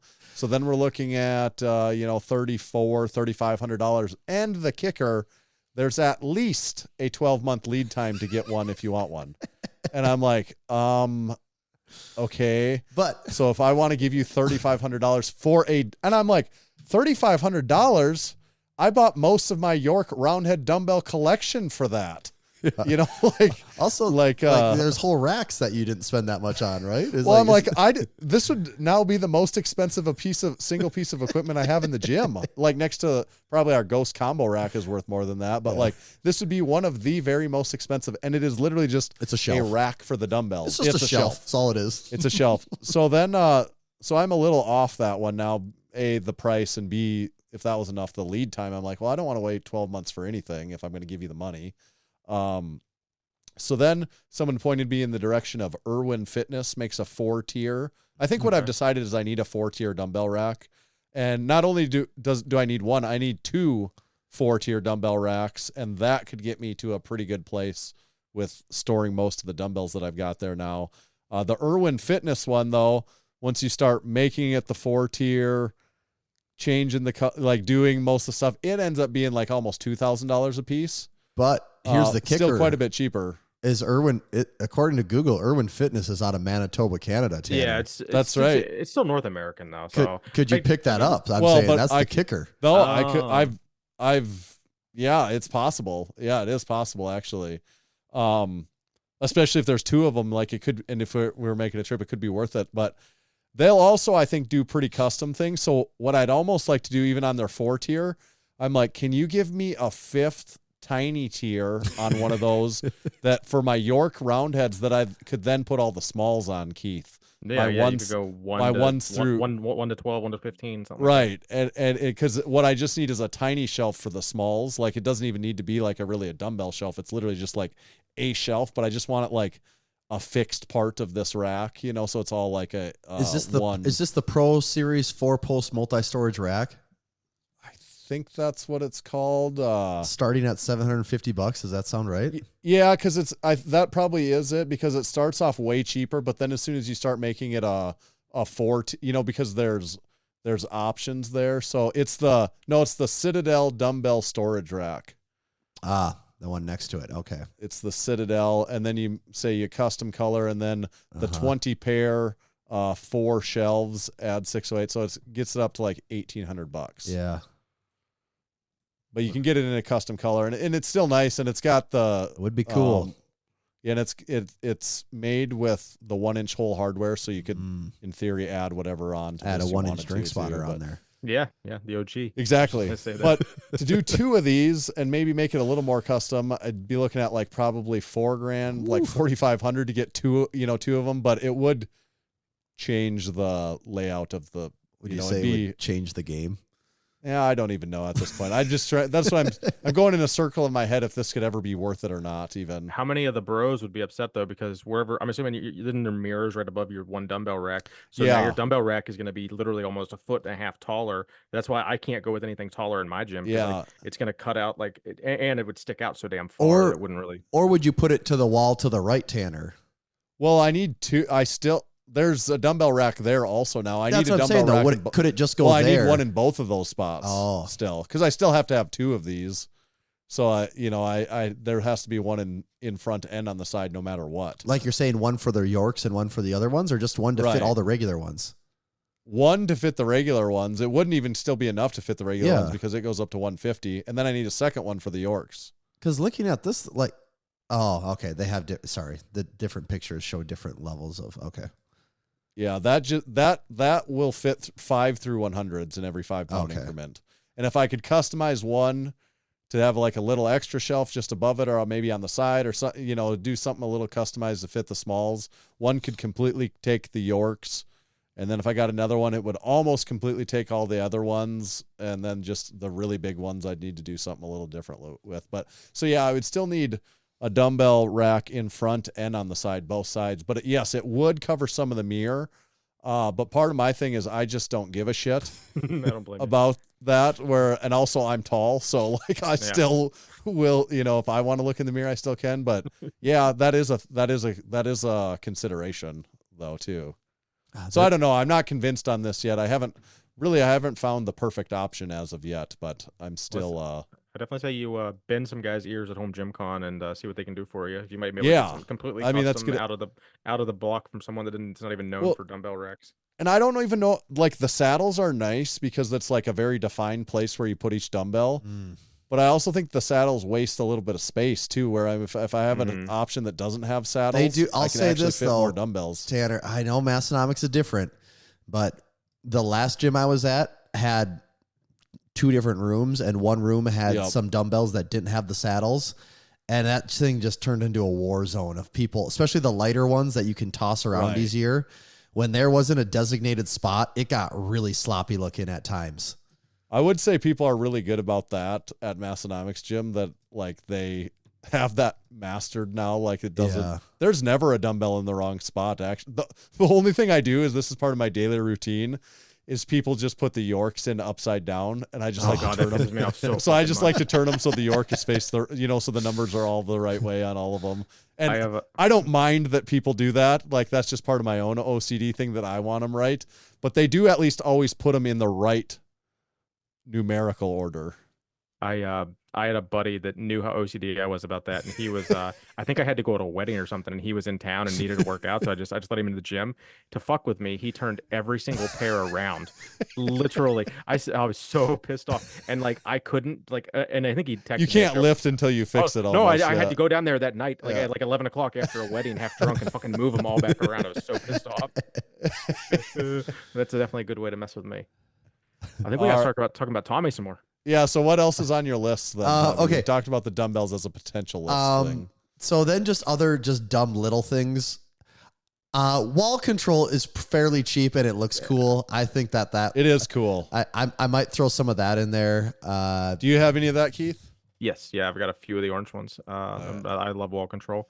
It is good. And it is. Paint your walls first before you start adding shit and putting stuff together. Well, see, and that's what my walls are all white. Like my garage is like I whited guess you're out totally. It's finished and I mean, they finish it nice. I don't think I'm gonna paint though. I think I'll just leave it white, and I think the color will come from banners, flags, all yeah, that that's stuff fair. that's on it. I was thinking more of like, you see all those gyms where they have the unfinished garages with just it's just taped and mudded but not sanded, and people just build a home gym there without finishing it, and I'm like, that looks so fucking Actually, what's interesting even is if you even look at the Massenomics, like our latest drop, it looks like I'm standing on some white background. That's just me in my garage. That's just the white wall. Like I didn't cut myself out or anything. It's just, it's bright enough in there and it's totally pure white that it gives it that white backdrop look. Well, the wall control, I've even been thinking about just getting a bunch of that for my, like redoing my garage storage with. Yeah, well, and I assumed because you put those up the one day, you know, I was at the gym when you were putting those up and they just look so nice and everything. I assumed they were kind of expensive. They're really not that bad when you're talking gym stuff. No, and it is nice. It works really well too. Like, and it's pretty versatile. And things look cool when they're on it. It just it does. It just showcases it so nicely, right? Compared to like some random pegboard or something like that, right? So that's on there, and I guess we'll see. I do like how you have, Tanner, those. Do you have the Stray Dog change plate, like triple peg thing on that collegiate rack? Yes, I think those are cool like as that. a cool way of storing space. Use of space too. Mm-hmm. So I thought about maybe like, and these are things that don't affect lifting at all. So that's just something that I thought would be cool at some point to add on there. Other things that would be cool somewhere down the line. If I get another power bar, it's going to be a Texas power bar, probably the 29 millimeter one. I'd like to add that into the stable of bars at some point. Strong as a house, yeah. Best Nerling, maintenance free. Just a few of the things I've heard about them. I don't, just heard that. So that, I mean, honestly, that's really kind of where I'm at for right now. Like I said, I haven't even set it up and used it yet. So I'm sure once I start going, I'm going to notice some obvious gaps. But when I run Juggernaut AI, the type of exercises I do, when I go to the gym here, I mean, I don't use cable machines. The only thing I ever do on a cable machine would be lat pull downs or tricep push downs. And I've just liked dips a lot like this past year. So I haven't even been doing tricep push downs at all. Lat pull downs would be nice, but also I do notice that sometimes I think you get in this, I know I do it. I get in this habit of cheating lat pull downs and then I go to pull ups and then I'm like, oh, I should be better at pull ups than what I am. So I have no problem doing pull ups in the meantime. So I don't have anything in the work or anything in the works or any plans for cables of any kind at this point. Would you ever consider one of those rack mount, like surplus strength? Actually, they make it's the UPS. Is that what it's called? Yeah. Keith? Yeah.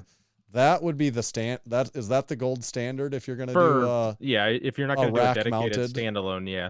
I mean, out of Bell's might have one that integrates with with your rack maybe, but there's everyone's coming out with like better upgraded pulley systems at this point now. But I mean, the universal pulley you said system. it yourself, you're not really doing it, and so right. That's a good space. Yeah.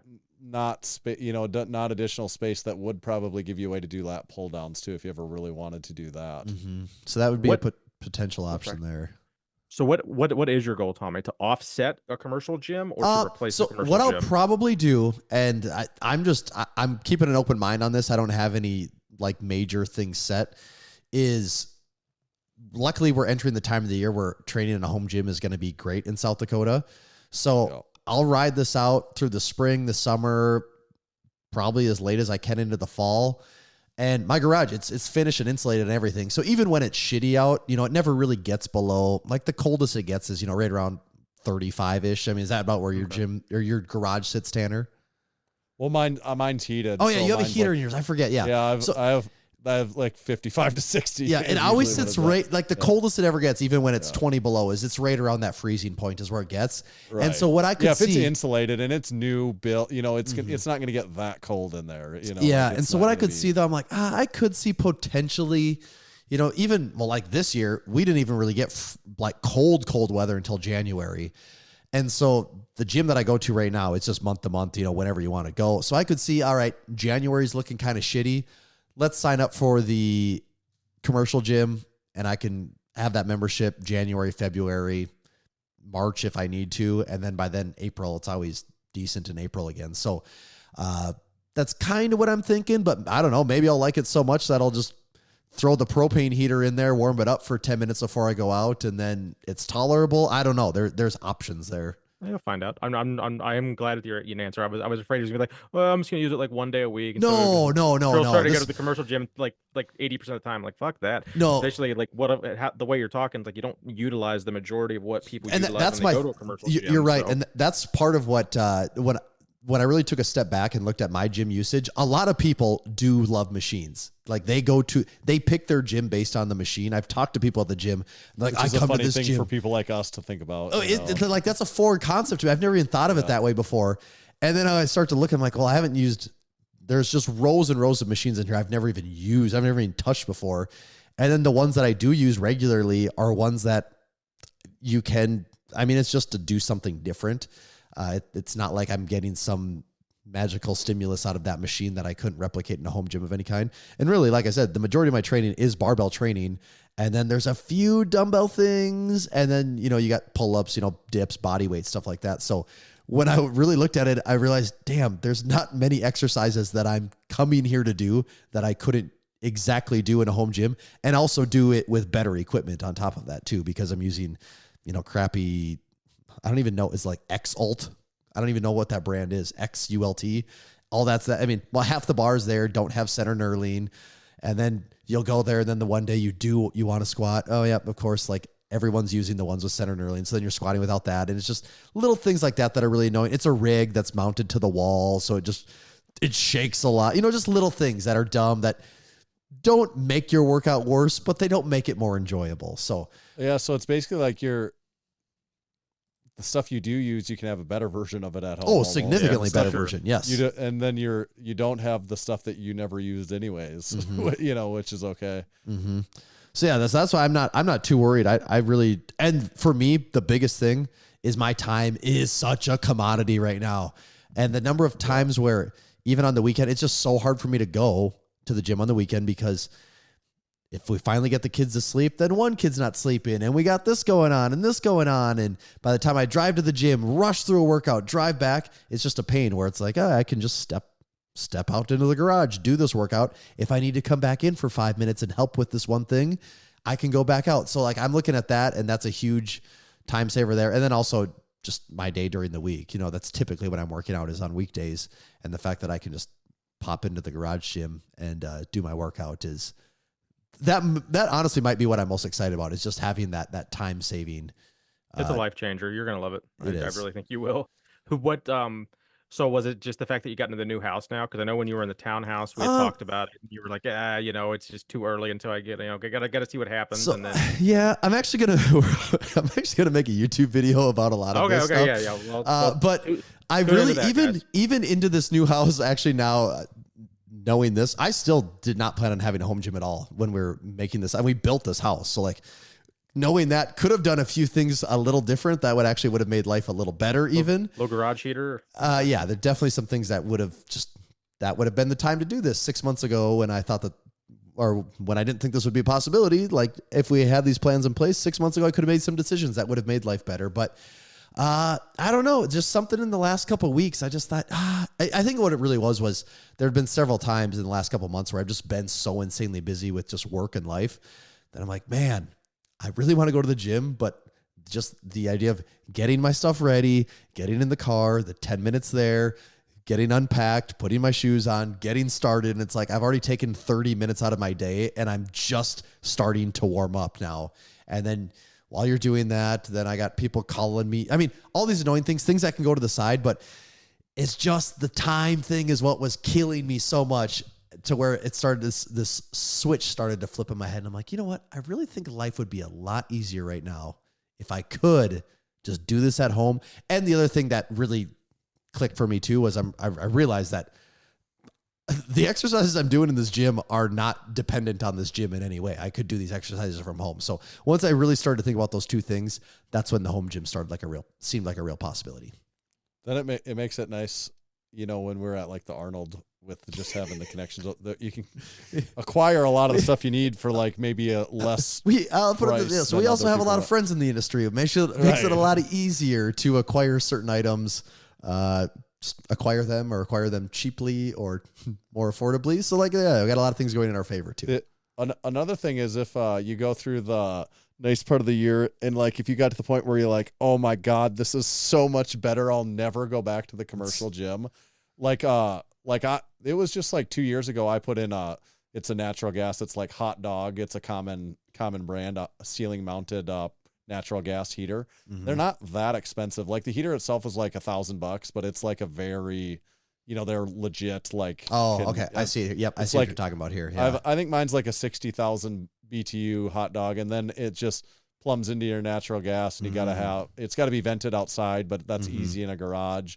And then you got to have a wall-controlled thermostat on it. But it's really pretty simple and not that expensive. And then since it's already insulated, it's like, boom, it's now a heated garage too. Right, yeah. I mean, so if you're going to go outside in your garage, like do you leave that on in your garage? I don't keep it 60 all the time. I'll turn it down to like 45. I mean, there's different philosophies on this. Some people will be like, no, you keep it at 55 all the time, and that's actually cheaper. But I don't really subscribe to that. I will turn it down to like, I will turn it down to like 45, 48. And then like when we're doing it heats it up so fast. I don't go out like hours before and turn it up. I mean, I just straight up turn it up and in minutes it's like that temperature. Well, that's why I was curious if you even just turned it off completely when you weren't in there, because I figured it did work so fast. We have a sink and stuff in there. So like, I don't want it to get too cold. Okay. And like, actually, we use, because it's heated and stuff like that, we use the garage as like an additional room of the house at times. So like, I never want it too cold because I want it so I can like always go out there and just even like a light jacket, even in the middle of the winter, and be like, okay, and then just like turn the heat up then, and then within no time it's that warm. Okay, like, so you would give that your recommendation for a heating option? Oh, because we had a couple, we had 2 ceiling mount electric ones in there, and that was way too expensive in South Dakota. Like the there's like 110 electric heat, and like to actually try and keep it warm with that was too expensive. But the natural gas, the hot dog, I found it here. Legit. Note taken. Good to know. So that's an easy thing if you get to the point where you're like, no, I have to just use my there's no going back. And like, and we get January and it's -20 and like 25 degrees in the garage. There is, with a little bit of money, there is a pretty easy fix to that. That's good to know, because I see that the recommendation that comes up a lot is that mini split. I see get recommended, but I didn't. Those seem like those can get a lot more expensive too, though. Yeah, I just know personally from my experience, the hot dog one has been pretty. It's been a hot diggity dog. All right, so that is good. I've basically gone through, for the most part, what is on my immediate list. Again, this list is made without me. I mean, I got other dumb things on here, like chalk and, things like that. But I was curious if you guys thought that I had any major missing pieces that you think I need to add. Yeah, Keith, what do you got? What needs to be on the list? I didn't hear deadlift platform or SSB. I think as much as you talk about doing SSB at commercial gyms, but then also, and if you're only getting metal plates, I would, unless you're keeping it under 405, I would not just metal plate on just one level of stall mats. Really? Like, do you think that actually is a problem? I mean, it all depends. I don't drop it. I don't drop the weights. So. You would probably be fine if it's just you and you're controlling that's what I thought. If it was other people, kind of important. Yes, if it was other people, I'd be very concerned about dropping it on there. But it's me. I've in my entire life. Actually, the only time I can ever think I dropped a deadlift was at one of the powerlifting meets, just third attempt PR, giving it everything I could, and eventually I just let go. I lost it. But that's, I think, the only time in life I've really just truly dropped a deadlift. So where will you will deadlift just outside of, like, in the very front this was of your my plan. I could see building a deadlift platform someday. That's not super high on my list because I don't like to build shit. So that's just why that's not there right now. But for YouTube the time, content. Yeah, I mean, it would be YouTube content for sure. But for the time being, I was just planning on just using just having more stall mats. That's what you could just have a second layer like I got you. Like even if you can even just have like a 2, you know, if you cut one stall mat that was like 2 foot wide by I think just, I don't know, because it's got to be 8 foot wide for a deadlift, doesn't it? Pretty much, yeah. I guess I'm just thinking if you had, like, if you're really worried about it, you could just double up one layer of stall mat somewhere too.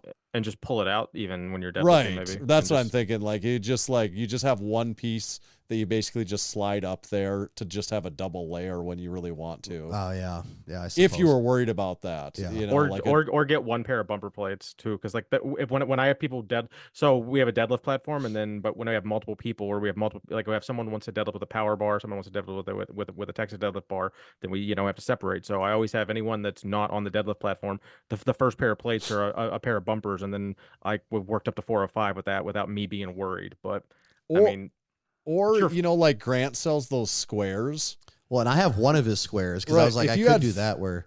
Right. If you had 3 squares, then all of a sudden you can be on 2 layers. Right. Because you a square for under each plate side of the bar, and then on. one to stand on, and then you have a double layered area too. But also with just you, I know if it was just me in my garage with one stall mat layer, I could deadlift in a way that I would feel pretty confident it's not good. It's when you introduce other people, I would be like, I do not trust you to to not screw something up here, you know.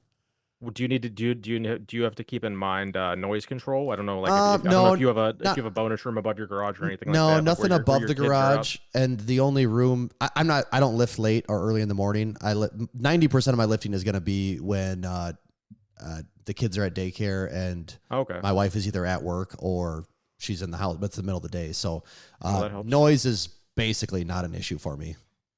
Could potentially be if I sneak in one on the weekend and the kids are, napping, then potentially it is then, but I'm still not even really worried about that. Just don't deadlift that day, Right, or just don't slam deadlifts that day. Yeah. You're also the farthest away from the house too, aren't you? Like, are you? Yep, I'm in the far third stall of the garage. Yeah. The kids are on the total opposite end of the house. Right. So again, maybe the noise carries more than I think, but physically they are a far distance away. Speaking of noise, then another consideration I would have is how are you going to listen to music? Well, that's an important. I bought a Sony stereo when I was in 8th grade, and that thing has been through some battles with me. We used to have this little party called Tent City that survived multiple tent cities. Yeah. I don't think it ever was in the original Massenomics. Somebody's was, but I don't know who. Maybe? I think it was Ryan Anderson's. Maybe that. Yeah, was maybe it's that same thing though. It has the 3-disc changer, like back when that was a thing for CD players. It still gets insanely loud. So that is because we were cleaning out some stuff today, making room for it. My wife goes, "Oh, you're gonna throw the stereo away, right?" I'm like, "No, this is the gym stereo. It's been waiting for its moment to shine again." So. Yeah, the music is taken care of. No worries there. Can you put a sign on it that says "Do not turn the stereo above"? Maybe just for a tie-in. I'll put a sign: "Do not turn above 30" or whatever. Now, can you Bluetooth to that, or do you have to? I actually have aux cord from a Massenomics Gym iPod Touch that you stole. I have an aux cord for it, but because it is so old, Bluetooth wasn't a thing then. But I did like a year or two ago because in my old house, this was also the garage stereo. I bought a little Bluetooth adapter for the aux cord, so you just pair it to that. So technically, I do got Bluetooth. So what else does he need, Keith? Yeah, what else do I need? I've got my wish list up right now. Well, definitely an SSB, right? Like would you ever get an SSB? I thought about that. You can get a Bell Steel or a Titan for under $300. Yeah, I mean that would be a thing someday. As of right now, I've been on a kick where things have been feeling good. Like that's where I use the SSB is when my back hurts. As of right now, I've been on a kick where things are feeling really good. So part of me says, I hope I never have to get it because if I don't, that means things are feeling good. Yeah. So you were maybe on another power bar, but I guess give Grant's bar, make sure you. But I guess before you drop another $300 on another Texas power bar, maybe see if Grant's bar can hold you over. And I know it will. Like it'll be better than any bar I've used in the last year, basically. So already it's instantly going to be feeling so much better. Can I hit him with a Mount Rushmore? Oh yeah, I got him. So Big Tommy, Mount Rushmore of Massenomics gym flags and banners you want to hang in the gym. Ooh. All right, that's a good one. I was I'm going to Aberdeen this weekend. Obviously, I will meet up with Tanner, and I was going to tell him, package up every single Bring item we the- have yeah. so I can just take them with me. We call that the works. Give me the works. But what I actually have to go to the website right now because I'm curious what's in stock, because this is one of those things in my head that I don't pay that close of attention to, because it's when it's like, well, I don't really have a good spot to put them. So I've never really got them. But looking right now, for me, the Don't Curl in Me goes on the Mount Rushmore all day. Like that might be the first face. To be restocked soon. Actually, we don't have that yet. I see that it is out of stock at the moment. But that got shipped today, so that should be here soon. So that's on the Mount Rushmore for sure. I am very happy though that I have one of the red varsity Massenomics banners The that we pennant did. flag. Oh, the rectangular flag. Yes, Yeah, I'm happy yeah. I have one of those because you sent me one just to take pictures, and I Those found it are in my gone closet now, here. too. I'm really glad I hung on to that one, so I still have that one. That might. What about the pennant flag? Do you have one of those? I have the pennant flag too in my closet, because we got some of those. That's one that it's nice to have whenever I finally finish setting up the studio. I'm probably going to turn this room a little bit. And that is a nice backdrop item, but also it looks good in the gym too. So that's going to be the we do have conundrum spares there. of those though. Yeah. Oh, we still have some of those. Oh yeah, we do. Okay, The pennant that's on the flag, we do website. still Yes. have some. Okay, so And then nothing we've to got worry the about there. powerlifting record holder. What Keith's wearing? We've Yep, got we got the record holder. I do also have. I found it today when I was cleaning out the space in the gym. I found the OG blue lift flag in there. So that is that one is a bit That's of a an collector's icon. item. And the Lift Hard, Live Easy skull. I was going to flag say is that a was the good next one on my you list. know. Was the Lift Hard Live That's Easy skull is always been a personal favorite of mine. That is right. probably top 3 all-time artwork for me. I just love that artwork so much. So it's probably Don't Curl in Me, Lift Hard Live Easy skull, OG lift flag, and then that fourth one is because I like lift shit a lot too. I like lift shit, but I just like more. Maybe I want something that just says Massenomics. So that's why I'm going to go with the red Massenomics. And that's a hard thing to say because I'm leaving off powerlifting and strongman, which are also And bench heavy. well, but that's a banner. Yeah, though. that's a banner to order. Oh well, no, yeah. I said flags or banners. Oh, but I guess well, my bad. Well, it's just stick with flags. If I've already, I don't want to change it now. That's Oh, all well, good. okay. What I would change then is I'll just take out the red varsity Massenomics flag, the small one with the OG Massenomics logo banner. That doesn't belong on the Mount Rushmore from a sales standpoint, but just as a, that is the brand. Yeah, the OG banner. Yeah. So that one will get subbed out there. Otherwise, at the bench heavy. I still like Lift Hard Live Easy skull more than bench heavy. I just love that skull so much. Well, And the cool thing is you won't have to decide in your own. I know, that is the It was beauty of it. It was just more of I know that shoehorn is and Mount Rushmore in there. Yep, that is the Mount. So I guess the final Mount Rushmore, I gotta say it. So it's stated here. Don't Curl in Me, OG Massenomics banner, Lift Hard Live Easy skull, and then the fourth one I'll give to. I'm gonna go lift shit on the fourth one, but that fourth one could change depending on the day you ask me. Well, hopefully you guys have a nice spike in all those flags and banners next week. Yeah. It has got me thinking though. I told my wife, I am the guy that has every single art file ever made. And it started making me think, God, I could do some really cool stuff if I really wanted to take my time. You wanted. I could do I told her, how cool would it be if every t-shirt design we ever made, I had it framed in like a little thing and I just had a wall of, floor to ceiling or, let's say, is it 15 in a row, cool. like 5, 6 deep, however many it is. That would look really sweet, wouldn't it? What if you did we also have just so many pictures at our disposal. What if you did the Dave Tate thing where you made like a vinyl wallpaper of just all these Massenomics pictures? That was another thing that crossed my mind too, is we have that exact same thing. I can set up the file, send it to a printer here locally. They can print it.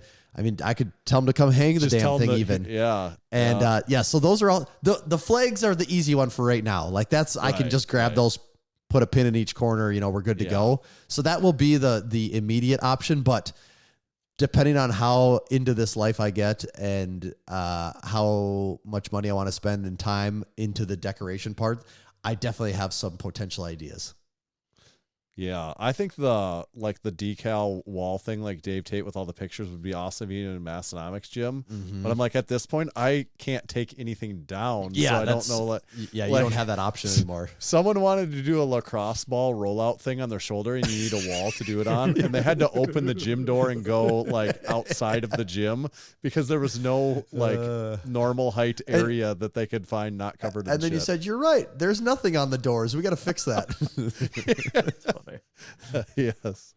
What else am I missing, Keith? What else? What am I overlooking? So here? how are the mosquitoes in Crew Falls? Do you think you'll need to do a mesh net to actually keep the door open? I don't think I will. They're nowhere near like Aberdeen. They're like nothing like that at all. So I don't foresee mosquitoes being a problem. That being said, I do live in a different part of town than where I used to.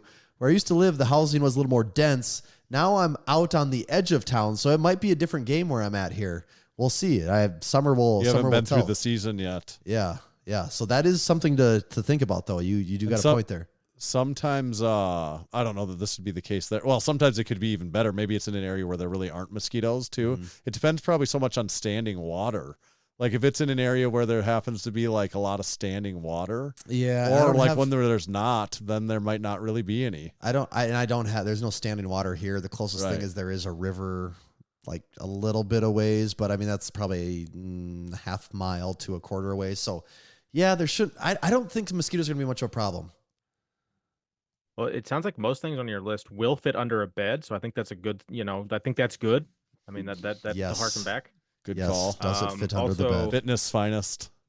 Gym name, is that something? Are you going to be like I mean, right now- Massenomics Satellite Gym? Right or, now, I'm leaning towards Massenomics Massenomics Gym of Sioux Falls. Falls. That's where I'm Yeah. leaning towards. Okay, Yeah. dig it. All home Yeah. gyms There do can need only a be name. I'm one. a firm believer of that. Mm-hmm.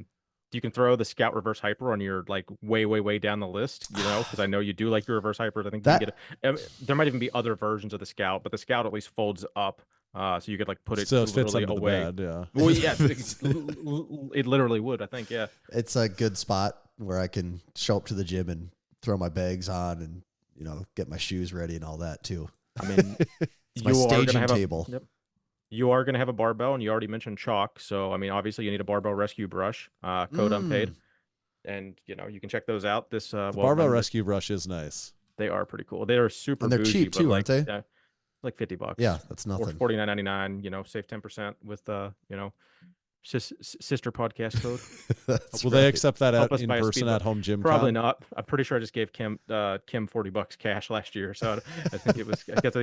I think he's pairing up with someone again this year. I think last year he was just kind of hanging out at Jason's booth at Surplus Strength, and I think this year he paired up with someone. So I think we'll actually have like a bigger display this year. But I'm just excited to see you guys at Home Gym Con. I think you're gonna have a blast. I think Tommy's gonna be like, especially because it's like almost 2 months away or a month and a half away. So you should hopefully have got a couple workouts in by then. Yes. Yeah, be you like, might "All you right, might pick up good ideas. I That know, might be that's why- way more relevant to you than it would have been a year ago. Actually. It would be. And that's what. Okay, so maybe. All right. So The only thing before we move off of it is I don't know if you explicitly mentioned drink spotters. Oh yes. Yeah. Well, clearly, I have a lot of drink spotters laying around here, and haven't had a lot of good places to put them. I mean, I got places I can set them here and everything, but in their true natural habitat, now they can really go to work. I also have a little bit of a special drink spotter. When Grant gave me his plate stand, he threw another drink spotter on it. So I have a drink spotter that's been tested at the Strength Co booth. At the Arnold. Yeah, right. Good. Also kind of cool to say that I do have plates that were used at the Strength Co booth at the Arnold. They got a fun story to them. Now you said you got all the change plates, but a lot of people don't consider the 1.25s in that category. But I know Grant has those. I got them. Did nice, attaboy. I got the 1.25s. I do love my little mini PRs, man. There's nothing like 275 today or 277 and a half. I'll be curious if I ever use them. I've never used 1.25s in my life, but I like the fact that I have them though. I use them pretty regularly. I also too. So keeping this, I a lot of times I'll use them for.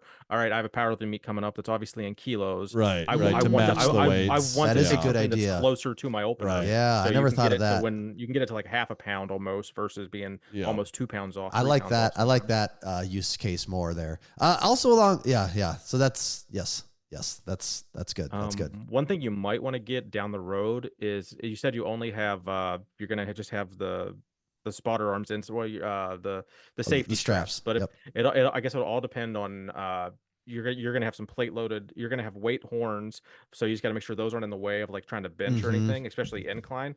So you might end up having to incline bench out of the rack. Yes. So just depending on how So you're how saying positioned. spotter arms? Possibly only if you Yeah. can't figure out a way to safely incline inside of the yeah. bench. Yeah, and that's maybe I'll start to push it more, but also every incline bench I've used in the commercial gym doesn't have any type of spotter arms to it. And when I would an incline bench at Massenomics, I would do it outside of the I guess the collegiate one has the safety arms, but I'd never put them up. I'd keep them down. So I'm not sure I've ever done incline bench to a point where I've actually had safeties.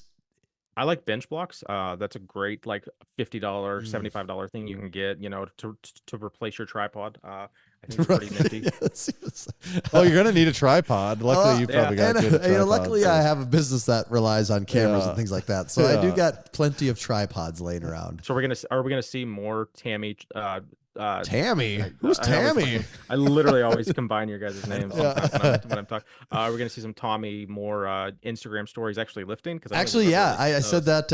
I told Tanner that one thing that it didn't really dawn on me until we were getting home with this stuff, and I started thinking about it. I'm like, damn, the content options are almost limitless for what can be done all of a sudden here. It Like opens before, up if a we lot were in more a pinch, opportunities for us. yes, before if we actually. were in a pinch and we needed a video, I mean, I wasn't going to take my camera to a commercial gym, and especially like the gym here, and do something there. And so like Tanner, a lot of times it rely on him to go into the gym and do something quick, and they always turned out fine. But now I have the option too, where I could potentially go to the gym and even, do a training vlog. I can now do training vlogs in my home gym, things like that. So there's a lot more content options that it opens up. When you put your rack together, did you I mean, most people say basically like you're obviously waiting on your weights, but you might want to keep it in mind to like if it feels like it's not level or anything and it's not the floor, kind of put like 300-400 pounds on the bar and like so loosen all the bolts up just to see hair, put a bunch of weight on the bar and then tighten it up where you kind of let the bar weight kind of settle the rack bring and it then tighten down. everything up. So that's something you might need to play with. That does make sense. Yeah. Are you on a slope? Like which way? I'm far enough in the corner. Like there's a very subtle slope because there is a drain, but I'm far enough in the corner that from what I can tell, having the flat foot on, like shaking it and everything, I can't really get any play out of it. So I think I mean, if there's a slope, it's incredibly, it's not to a point where it would affect lifting in any way.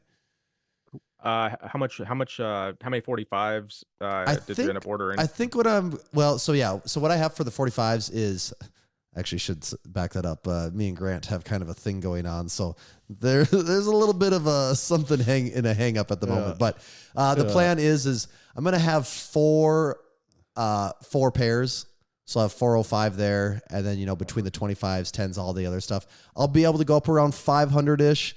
I haven't touched weights over 450 in a very, very long time. So when that time comes, I'll just reward myself and buy more 45s when that looks like it's going to show up. Well, I made a list of about 25 things when Tanner texted me at 7:00 today, and I was like, "Ah, shit!" I literally sat on the couch for a half hour just working on my document, and I'm trying to think what else. Okay, so I mean, I've exhausted everything I can think of. Tanner, do you think there's anything that can allow Tommy to finally get strong that he should add to the gym? That's because I about, want the thing that's finally going to get me strong. Well, that's what I've noticed is over the years, I bought a lot of gym equipment for Massenomics Gym, and what I keep finding is it's always the next thing. That's really the key. So it's not what you have now. It's always the next thing. It's the thing you just ordered that is the key to getting strong. So really it never ends. It's so you're always, saying a healthy pipeline is really important. you just got to keep it coming because it always kind of feels like it is the next thing that's finally what's going to allow you to be strong. So I forgot one thing I thought would be, because I do like the belt squat. I like having a squat variation. I'm curious what your opinion is on I want to get the name right. The one from Fringe Sport.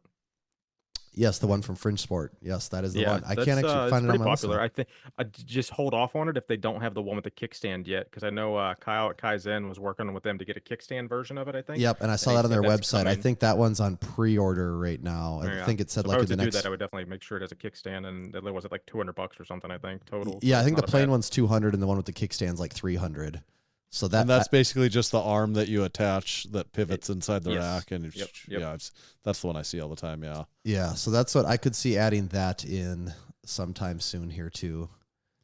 Tommy, did you have?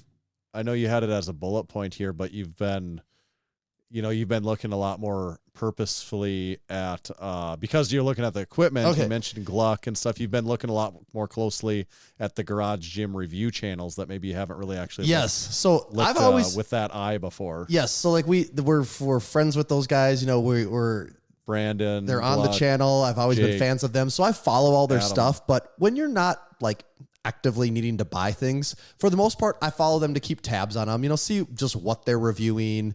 You know, just kind of what they. But I'm not watching every video, and a lot of the things I'm like, I don't even know what the hell this is. I'm not even gonna watch it because it's not like it. I'm never gonna buy this. I don't have a gym. It doesn't relate to me. So a lot of those guys have been very passive to their channels, where now I've been much more active in them. And so I'm curious to get your guys' opinions on this too. So when we're talking the content, consuming the content, doing the research, looking at all this stuff, there's a few things that I've noticed just in my limited time here now that I've been paying more serious attention. And so where to start here? I guess the first one that is almost comical to me is how often I can go to a video from one of these guys, go to the comment section, and know like tons of people in the comment section, you know, like it makes the world feel so small when I'm like, either I know who you are because you buy stuff from Carp us. and Keith. And, Yes. Like Big Joey. yes, you buy stuff from us. I see you, you're in our Discord, or I see you comment on our Instagram, or I know who you are from something like it's just, it's funny how small it can feel at times while also being, you know, a relatively big nationwide community. Yes. yeah, like a right. global thing. Like everyone wants to have a gym. So that is the first thing that just makes me laugh. And like how often some of these same names pop up on like some of these guys do an amazing job of staying engaged. Like they comment on every single video. So that was one of the first things that jumped out to me. At first I thought it was just a lucky chance thing that, oh, I recognize that name. And then I quickly realized, no. I recognize this name on every video. Like these guys are on all of them. So that was one of the first things. Okay. Looking at the garage gym review channels. So, one thing that's obvious to me is clearly Garage Gym Reviews has the biggest budget. Obviously, you know, they're one of the pillars. They have that funding. They have the biggest budget. And with that comes some things that are comical to me, things that are really funny, is that they make the most content too, because I think they make the most content. Maybe I'm wrong there, but when you consider written stuff in as well, they have, you know, a lot of guys that we follow do the video thing, but they're not doing 5,000 word articles to also get the affiliate links built in there. So they have that game cornered pretty well there. But where it gets confusing is, and I don't even know if they try to present it this much anyway, but you know, very much in the beginning, it was like, here's Coop offering reviews. And now when you go to the website, a lot of times when you're reading stuff, you don't even know if it's Coop. I mean, you got to look in the beginning because sometimes it feels like it's Coop, but then all of a sudden it throws in Garage Gym Founders. Coop loves this. And you're like, oh, okay. I went into this article assuming this was Coop talking about this. And then it's like some random dude that like coaches CrossFit or something is like actually the one that's reviewing this. So they have this weird sleight of hand where you never quite know who's actually reviewing and recommending stuff when you're not watching the video. When you're watching the videos, you can see who's doing it. But when you're reading it, it gets confusing there. And one of the things that I think is really funny is, and you can just see how heavily they're incentivized to play the affiliate game here, is some of the ways that they make recommendations and make lists and make articles. And one that just really stuck out to me, and I'm gonna try and get there quickly here, is they had a list for best racks. And so, okay, best power. That's a great list to have. Anyone in the home gym space or anyone in this content should have a list for best racks. Like that is the cornerstone of a lot of home gym. I mean, that's the cornerstone of your gym. So, okay, I got the list here. Sorry, I was trying to find this here. So the list is, I want you guys to read or hear the categories here because they got to categorize it somehow, you know, like who is this the best rack for? So here's the top 9 squat racks for your home gym. This was updated in 2020, February 27th. So this was updated like 3 weeks ago. And this one was not by Coop. This is by some guy that is something else in the company. So here's your 9 categories. Best power rack. I mean, that's a pretty broad one. Best squat rack for beginners. It's like, I guess beginners means maybe you don't need a very heavy duty. Yeah, it's like a $300 rack. Yeah, squat rack for small spaces. Best foldable squat rack.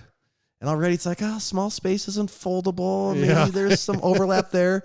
Then there's best squat stand. And it's like, well, best squat stand might also be the best rack for small spaces. But okay, maybe you need a rack, so maybe that's different. This is my favorite one on the list. Best squat rack with a pull-up bar. And already, like, that category should not exist ever. Pull-up bar, yeah. That category does not need to exist. Best squat rack with a pull-up bar, because I've used a few different racks in my day, between commercial ones from the gym, from the big gym people in the space, or ones from, Rack or Rogue, people like that, big names in the space. And I've also used commercial ones. You know what's the most unremarkable part of every squat rack? Is the pull-up bar. It's the most boring vanilla part. It's the part that's, in my opinion, maybe the hardest to get wrong, because you just put a damn bar. Is it off the ground? You can do pull-ups. I think that one is a totally dumb one to have. And that is clearly an example of, we just need to get another brand on the list so we can get another affiliate code to click through. That's all that is. Next one on the list, best squat rack on Amazon. Sure. Best budget squat rack. Kind of overlaps with maybe the beginners and the small squat rack. And then the last one is best half rack. And then when you look through the list, what is also funny about these is that how it spreads evenly across every brand, because you also want the affiliate code to touch every place, so you can make sure you get that money. Because of the 9 options, here's the brands listed: Rep, Fringe, Titan, PRX, Rep one more time, Bells of Steel, Major Fitness, Force, and Rogue. So the only one of those 9 recommendations, there's 8 companies there. So that to me just shows you're just playing the game of, we just need an affiliate link to every single one, because and for people that don't know, the way affiliate links usually work is you click the link, you say, they say the best power rack is the Rep Fitness PR4000. I click that link to go look at the price on it. They see, when I visit Rep now, the way it works is Rep sees that, you came from Garage Gym Reviews. We're going to remember you for the next 30 days. And if you buy anything from us in the next 30 days, we're going to give Garage Gym Reviews a kickback. Like, that's tip. And that timeline changes depending on how the affiliate program works. But yeah, it can be anywhere from like 30 to 60 days, or maybe even 90 in some programs. And so they're just playing the game of like, let's just spread, cast as wide of a net as we can here. Hope people click as many of these links as possible. And then when they go back and buy stuff, we're going to catch that. Because what's comical is the rack I bought. The reason I even found this list is because I bought the Bells of Steel Hydra rack. And when I'm Googling around, I see that Bells of Steel Hydra won the award for best rack with a pull-up bar. And to me, that is such a stupid, that award shouldn't even exist. And it's so dumb that that's the rack that won that. It's like, no, you just wanted to get Bells of Steel on the affiliate list here. And that's why they exist. So that's I'm sure you guys have noticed things like this too. Wouldn't best rack with a pull-up bar be like one of the Rogue, or like you would just pick the best rack because they all have a pull-up bar? Like, I don't know. You would think that would just overlap with the best power rack, Yeah. But this list is kind of like, this list should be, I mean, I would never make a list with those categories, but that's how they do that. And then of course, as long as we're on the subject of Garage Gym Reviews, there was the obvious oversight this week of them making the list of best plates, and the company that they gave an award to for best plates didn't even make their name onto the list, that being the Strength Co., which is so funny that there could be that major of an overlook on that. Well, and that's even an intent, either an intentional move, or it's the function of the, it being so many different people. Well, that's what I think. There's just so many different people with their hands on it that everyone's kind of half checked out and assuming the other guy's doing their job, so that by the time they show up, they're kind of like, film guy, you're ready, right? And he's like, yeah, the script guy talked to you, right? Yeah, are you ready to read? Yeah. And then they all just like sit down and like just do what they're supposed to do without any serious thought into it. And then, I mean, we have come to find out that supposedly, he admitted that it was just a complete oversight, which is an odd oversight though. If you're talking about the best in a category, and you just can't think of it. I would like if he did the like a list of puffiest jackets to wear on YouTube videos. Puffiest jackets to wear indoors. Yeah. So that one was, that was hilarious. When I saw that, thought come up at first, I thought, They must not be a fan of Grant's affiliate program because they snubbed them on this list clearly for a reason. Their reason seems to be because they said it was an accident. Odd accident to make, though, when your list is the best items. And we also gave you an award, but we somehow also forgot you exist just a year later, whenever that was. What other observations have I had in this space? Yeah, I guess, yeah. And then you can just tell, though, Garage Gym Reviews, they have the biggest budget, the biggest thing, because the only one that's like not just a dude in his basement. Well, right, and that's what you see. They're Where a company owned by another company that's literally only job is to make money and support like 50 people that work there and to bring in hundreds of thousands of dollars, several hundreds of thousands of dollars, and millions of dollars a year in fucking in revenue. So what I think is take everything he says with a grain of salt. right, yeah, yes, true. And what I think is this odd about the garage gym space, when I look at other hobbies or interests that I have. You know, eventually, if you're interested in anything, it turns into there's some review component to on YouTube. And like, I'm a huge fan of tech stuff, computers, Apple stuff, all that.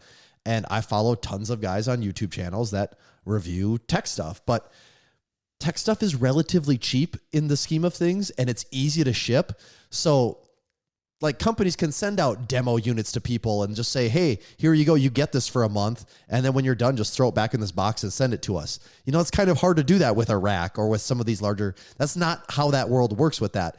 So then I think, well, what world do they do this in? And then I think, well, I also like have a lot of interest in the car YouTube world, and cars are big and expensive, but people do that with cars, though. I guess there's a dealership in every town. So you just go to your dealership, or they send review units out to people. That doesn't really seem to happen much.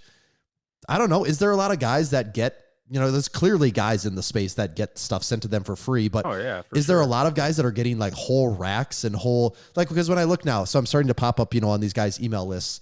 Like when I go to Rep, they have this huge, what the hell is this thing they got now? This Adonis cable system. Are they sending those out? Are they sending free, huge cable towers to 10 reviewers on YouTube? Is that a thing?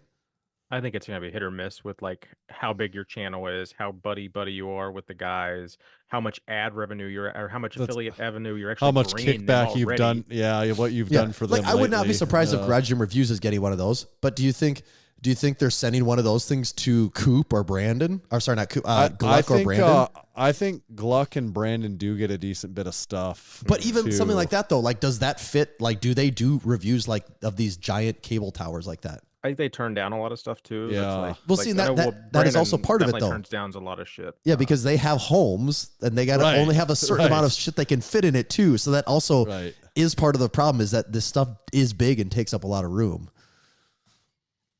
So yeah, it is an interesting spot where they're just, by the nature of it, it's hard to have a lot of I guess I should say a lot of people offering competitive content in the space, because it's incredibly expensive. It takes up a lot of room, and there's just not a lot of people that are making a lot of money on the content side versus some of the other niches that I look at where there's a lot of people that can live in the review space. I've noticed that it seems like there is a relatively small review pool in the equipment world. That's fair. Yeah, I think there's like 4 or 5 guys that probably do it full time. Like literally, like that's their job. Like they were able to offset like a salary to do that, but it's just it's a grind and it's a hustle. Mm-hmm. Yeah, for sure. So yeah, we all know that. I don't think it has to be said, but Coop is Keith's favorite garage home gym reviewer. I think historically we all know that. I think last time I think it was the first time or the second time I was on the podcast when I drunkenly screamed out "fuck Coop," and we were talking about trying to get you to do the lift hard, live easy, and then I think you turned it around on me about home gym stuff, I believe. That was good stuff. Yeah. Okay, so Tommy, anything else on the home gym experience up to this point in time? Well, all that being said, I still have not even lifted in my home gym yet. So there's a lot that needs to happen still. It's a developing situation, you could say. There'll be more as time goes on, but I think I've said enough regarding home gyms tonight. Keith, any other parting thoughts on Tommy's home gym journey? unpaid or underrated. Okay, here we go. I was just one. It's the last. Traveling to commercial gym for the last year. Well, okay. I've lived in 2 places in the last year, and when I first moved to town, the commercial gym I went to was for real 2 blocks from my house. So like that one actually wasn't that. It was almost refreshing because like by the time I go outside, I'm already at the gym. That one honestly wasn't that bad. If I lived there in that spot still, I might not even be thinking about a home gym because it was so convenient. But now, there's a little. It's still not a far commute, but there is a little bit of a commute. So yeah, it's unpaid. Good to hear. That's glad I was able to get our game on this podcast. That made me chuckle. But no, yeah, I've got to get up for work in 5 hours, so this has been a blast. When's your next? When are you recording your next episode? Thursday. Tomorrow night. Okay, so you get a night break. Yeah. So yeah, tomorrow we got to work and get a deep tissue massage because I got a powerlifting meet Saturday. So this is my like Sunday was my last heavy lift. So I'm in like this was a weird week. It's that twice a year when you're doing a meet and you don't have to do anything for a week. I was like, oh cool. It's a Tuesday. I should be benching, but I'm not benching. Is the massage part of your routine, or is that something? Oh yeah. I always get I know a lot of people say like don't do it anywhere close to your meet, but like I can recover like deep tissue massage anywhere from like 3 to 5 days out for me is clutch. Is it one of those like happy ending massages? Possibly very happy. I mean, I'm happy when I leave, but no one has to do any cleanup on aisle 69. Old rub and tug. It is not one of those. So are you looking at some potential meet PR, total PR? Ideally, total probably not because it's a USAPL, so it's on pulling on a power bar. So like at best, I'll still be 10 pounds off my deadlift bar PR. My main goal was to chip my bench PR. So if I can get a 5-pound meet PR, it'd be great. Because I really want to set myself up to hit another 5-pound meat PR in lift hard lift and easy. Another one and another one. Yeah, and it just keeps everyone going. gives me shit because they're like, oh, you could definitely bench 295 to 300 right now. I was like, well, maybe, but probably not, and especially not after I squat 420 and I'm in a full power. Well, so not with that attitude, you won't, Keith. Well, I like getting my next kilo jump. Like that is my PR. Yeah, no, if a 5-pound PR, I'm 38 and I'm almost 39. Like I'm not going to PR for the rest of my life, but if I can milk out another few years of getting those 5-pound PRs at like 10 more meets, that's fucking awesome to me. It's always mentally a better feeling to hit a PR and be like, I maybe could have done more than to miss something and be like, oh shit, now I know I can't. Damn it, why didn't I do that? Yeah, 5 pounds under whatever the break is. So is this your last meet then before the Lift Hard Live Easy Classic? I'm gonna sneak another one in the next. It's a struggle. It's such a struggle. Like that's why it's like the sooner you guys can get a date and everything, the sooner we can plan our other meets. Because like I'm for sure, as long as there's a Lift Hard Live Easy and as long as I have some kind of income, I'm gonna do my best to get out there. But it's like I don't want to do just 1 meet a year. Like I like doing 2 meets a year, but it's like okay, I have to do something super super early spring or like late into the fall to early winter. But it's like and then there's True Falls. You don't want to interfere with that, Keith. Yeah, True Falls will be tentative this year based on finances. I think. You might not be able to do being there. 4 trips to South Dakota in 2 years. Oh God. That was, and your guest this week is Big Jordan Wong, right? Yes, Big Jordan. Yeah, we got a fair amount of stuff for Big Jordan, so that should be fun. Tell him hi for us. We'll do it. It's nice to sprinkle in the, everyone loves the crew, but it's like I feel like having he is crew. Well, yeah. But I meant like the lesser knowns, the everyday hidden crew, gems, if you will. The very active Discord crew that is just the run of the mill fellas and ladies, sprinkling in the swim hacks and the Siri dolls and stuff, and the Jordan Wongs. I think that's pretty cool that Joey and I can like pull different guests like that and still be able to do a similar interview. Absolutely, absolutely. But yeah, we're literally. I have to look at my phone, but I'm booked like 12 weeks out, I think, and I don't know. I know you guys are almost like week to week half the time, but like there's so much research that I got to do. Sometimes it's I don't know day if to you could say hour to hour, Keith. I don't know if you've noticed. Well, you got on the show Well, with yeah, just yeah. hours before the show. Trust us. Luckily, we've only. It's not because Luckily, we we want don't- it to be that way. It's what the business dictates. Yes, and that's I think it's helpful that we don't have because you're the people that we have were excited to be on the podcast. Yeah. It's not a chore. Like Right. it's Right. not just doing us a favor. Like people want to be on our podcast. So we've only had one incident where someone had to just push it a week because of of a family issue, and other than that, I've had 46, 47. And that's when you tell them, episodes, no family issues above this. Nothing. Stop it. All right, Keith. Well, so they check you out. Give me your final rundown, your closing, where you check you out at. Big Keith Honeycat 73 on Instagram. Go follow my Orange Gym, the No Wine Cellar, and be sure to go follow Unpaid and Underrated Podcast, unpaidintern.com, I believe is the website. We have a YouTube now. Go follow that. We're 20 away from 69 followers, so we got to hit that soon, hopefully. Nice. Okay, awesome. So, Tommy, should we boot Keith off and then read our last couple ads and wrap it up? Yep, we'll do that. All right, Keith. We'll see. Thanks a See lot. you next Tuesday, boys. Thanks for all your See you, Keith. Thanks for all your advice. Later. Peace. Lee. Cool beans. Those are cellar aged cool beans. Finally got rid of that guy. Huh? I thought he would never leave, just lingering. No, that was really good. The Keith was a really good addition to the home gym discussion. I think he brought up a lot of stuff that I certainly wouldn't have thought of on my own. So that was good. I enjoyed that a lot. Got to add a few more items to the wish list too. So yeah, we got into a really home gym deep dive too. We So did. that's speaking of deep dives, if you want a supplement deep dive, you check out buildfastformula.com. That's where you find all the supplements you need. Personal favorite of the Massenomics listeners is the Vaso Blitz. That's their dual nitric oxide support supplement. It's great for getting that pump in the gym and also sometimes in the bedroom, if you know what I mean. Pump it up. Oh yeah. Who's that song by? I can't remember.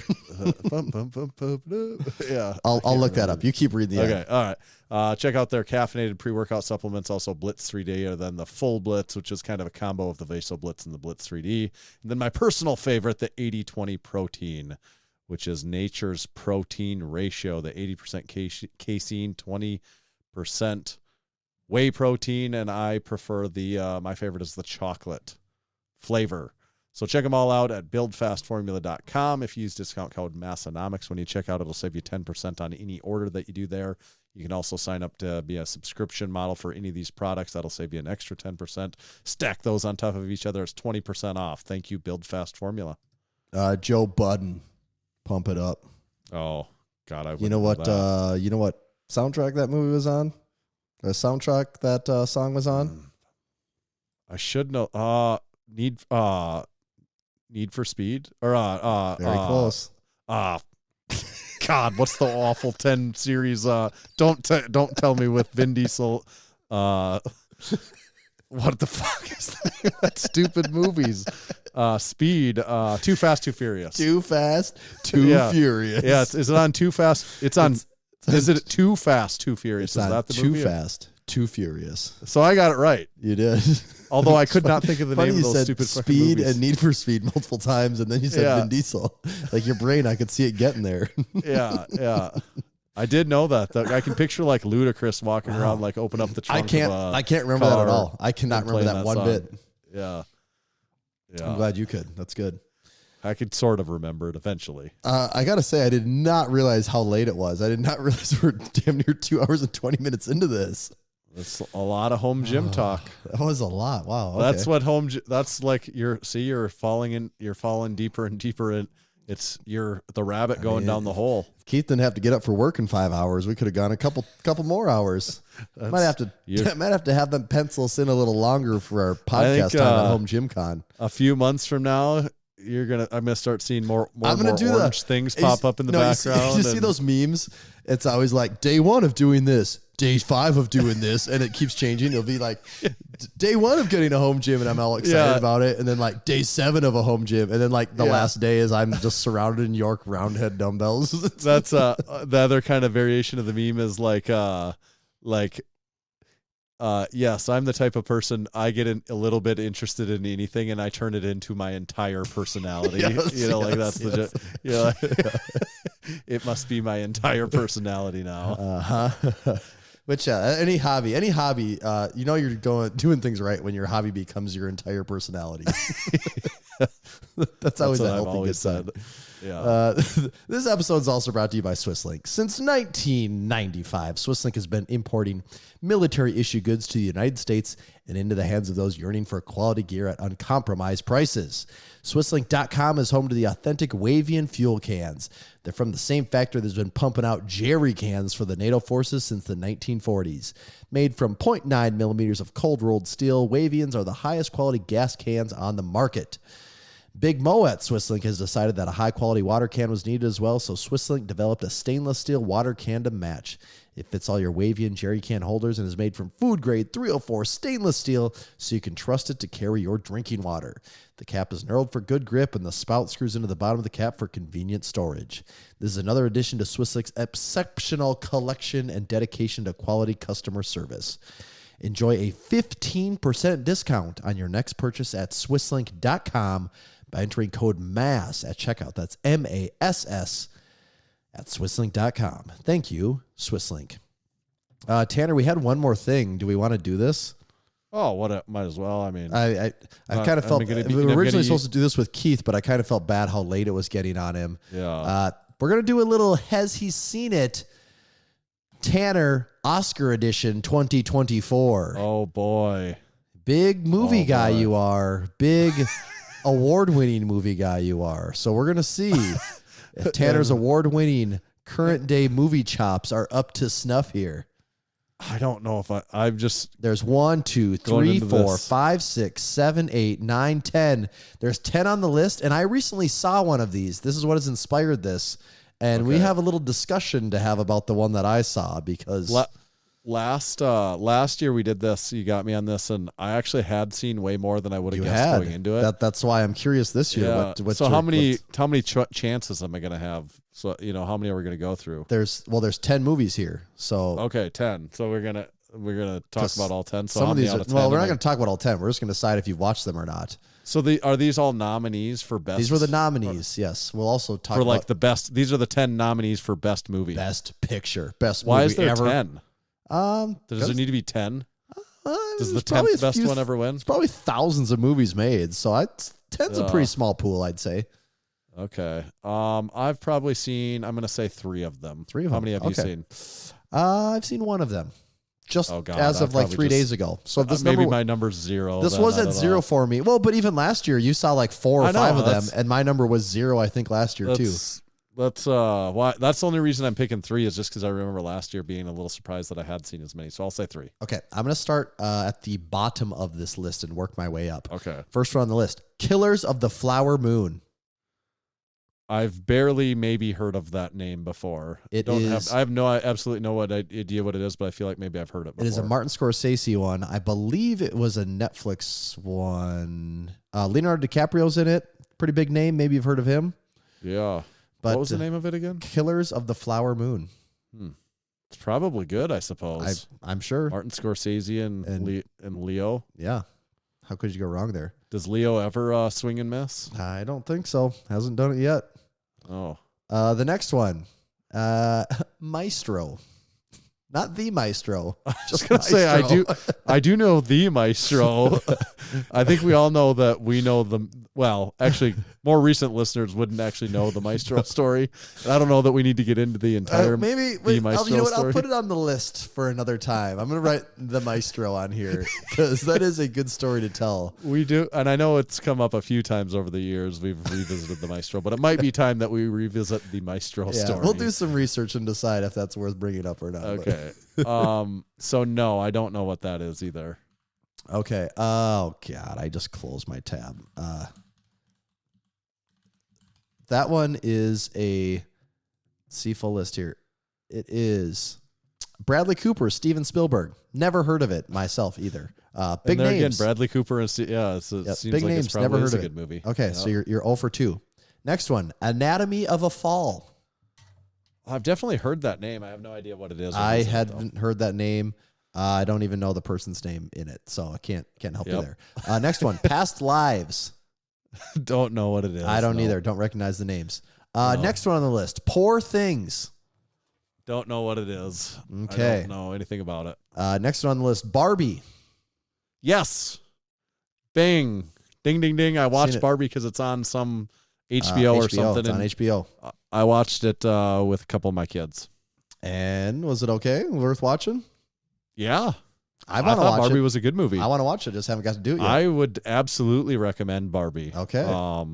There's a lot of, I suppose, symbolism and stuff in there that's kind of interesting that probably gets people fired up and whatever. I'm sure there's debate about it, but I thought it was funny. And the guy, what's the guy's name in there? Ryan Gosling. Yeah. Pretty good performance. All also, right. the woman in there, whatever Robbie. her name is. Yep, Yeah. she is pretty good too. So good movie. Okay. The Zone of Interest. Don't know what it is. American Fiction. Don't know what it is. The Holdovers. Never heard of it. Oppenheimer. I have not seen Oppenheimer. Oh, I yet, thought but for sure you would have seen I know. Oppenheimer. I just have not seen Oppenheimer. That desperately want. That's like might be as much as I want to see any movie right now. That's even. I mean, it's not like a war movie, but it's very war adjacent. Yeah, oh yeah, that's like top of my list of a movie that I'd like to see. Looking at this Is list, that the full list? That's the full list. Oppenheimer. I should be at 2 to be real. I should have seen Oppenheimer. Well, you are at 2. You saw Barbie. Oh no, you haven't seen Oppenheimer. God, I can't. Right. I thought for sure you would be at 3. I thought you were going to say Killers of the Flower Moon, Barbie, and Oppenheimer. Yeah. And then I thought, you know what, Tanner's going to surprise you with one more. He's going to be at 4. I kind of thought you were going to be at 4. I should be at 2, and that Leonardo DiCaprio one, I maybe should see that one too. So I think I could be at 3, but the rest of them on the list, I just don't even know what the hell those movies even are. So I got to tell you about the one I watched on this list. The one I watched on this list, I had never heard of it, didn't even know it was a thing until 4 days ago, and that is a movie called Poor Things with Emma Stone. Do you know Emma Stone? I know the name. She was one of the girls. Here, I'll take it. Let's relate it to you. She was the love interest in Superbad. Yeah, that's okay. That's actually a movie from almost 20 years ago. I was thinking Superbad actually. Yeah. So yes, that makes sense. Yes, I know who it is then. Okay, never heard of this movie. My wife saw it pop up on Hulu, and she goes, "Oh, we have to watch this. Everyone's talking about it." And What's it called again? Poor Things. Poor Things. Poor Things. Like you poor Poorer. thing. Oh, okay. Like poor. you poor thing. Yeah. Poor Things. Yeah. I'd never even heard of it. And Poor. Poor. Not and like we're gonna just pour things. Nope, not pouring things. Like you poor thing. And man, okay, visually, the movie's awesome. Styling, camera, they do some cool stuff. Like really cool. It looks really cool. I have never in my life seen a movie with as many sex scenes as this movie. I'm not lying. I think Emma Stone has 15 to 20 sex scenes in this movie. And that sort of is, she's naked having sex with 15 to 20 different people in this movie. Was not expecting that one bit. I thought that I didn't know the synopsis of it at all. I had no clue what was going on. And then pretty soon you're like, oh, Emma Stone's having sex. Oh, she's having sex again. Oh, she's having sex again and again and again and again. Oh, wow, you're just having sex every 5 minutes in this movie. It was not what I was expecting one bit. Is this based on a novel that's really popular amongst women readers? It is based on a novel. I'm not sure if that novel is aimed at women or not, but but it's not like it's not like in a 50 Shades of Grey kind of way. It's this is like a weird kind of dark comedy. Depending on what you read, some call this a comedy, some call it a dark comedy. There's a lot of it's an odd genre. Whatever. Is it as funny as Superbad?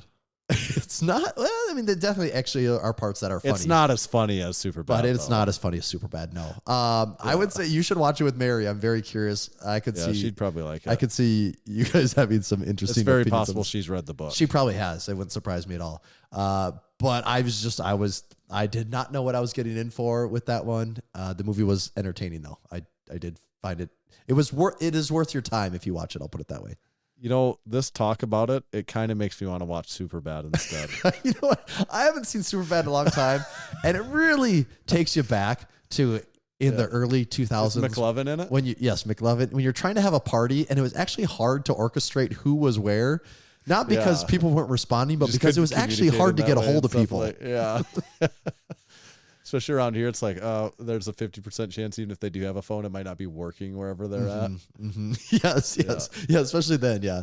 Like some people didn't really text then. Like they might just call you. And it was super bad from a different era, man. But Superbad wasn't on the list this year, Superbad right? did not make a 18-year later list. No, they didn't. For some reason, they didn't include it. I don't know why. So you've seen Oppenheimer though, or no? The only one I've seen. You've only seen one on the list. Yeah, oh, okay. The only one on the list. So we tied. So have we seen it? We are seen both combined movie 2 out of buffs 10 this year. You could say. Yeah, I got to see Oppenheimer though. Yeah, that's the one on the list that I'd really like. To see. I'd really like to see that one. Barbie's I want to see Barbie though. too. Barbie. I would and Killers of the Flower Moon. Anyway. These other ones, there's probably good ones in there, but I have no clue what they are. The Maestro here, Bradley Cooper, Steven Spielberg. There's got to be something there. Well, I want to talk about the Maestro. sorry. That, you're right. It's not the Maestro. It's Maestro. I'm adding words here. It's revisionist history to make more sense with the Massenomics timeline as the Maestro. Actually, let me just do some quick. I think the Maestro is in Target and stuff. Like as the last I knew about that, the Maestro you could buy it like all over the place. It is very much still a company, so they got that going for them still. Store locator. Let's see.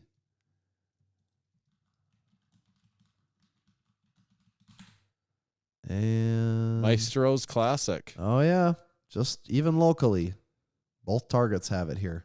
Yep. Yeah. Someone's given me Maestro. You know, people always give me beard stuff for like Christmas and stuff, and people have given me Maestro's stuff before. Have they really? Yes. And I'm like, I know the Maestro. I've heard way more from the Maestro than I care to ever want to hear from the Maestro. Interactions with the Maestro. I've been cornered by the Maestro before.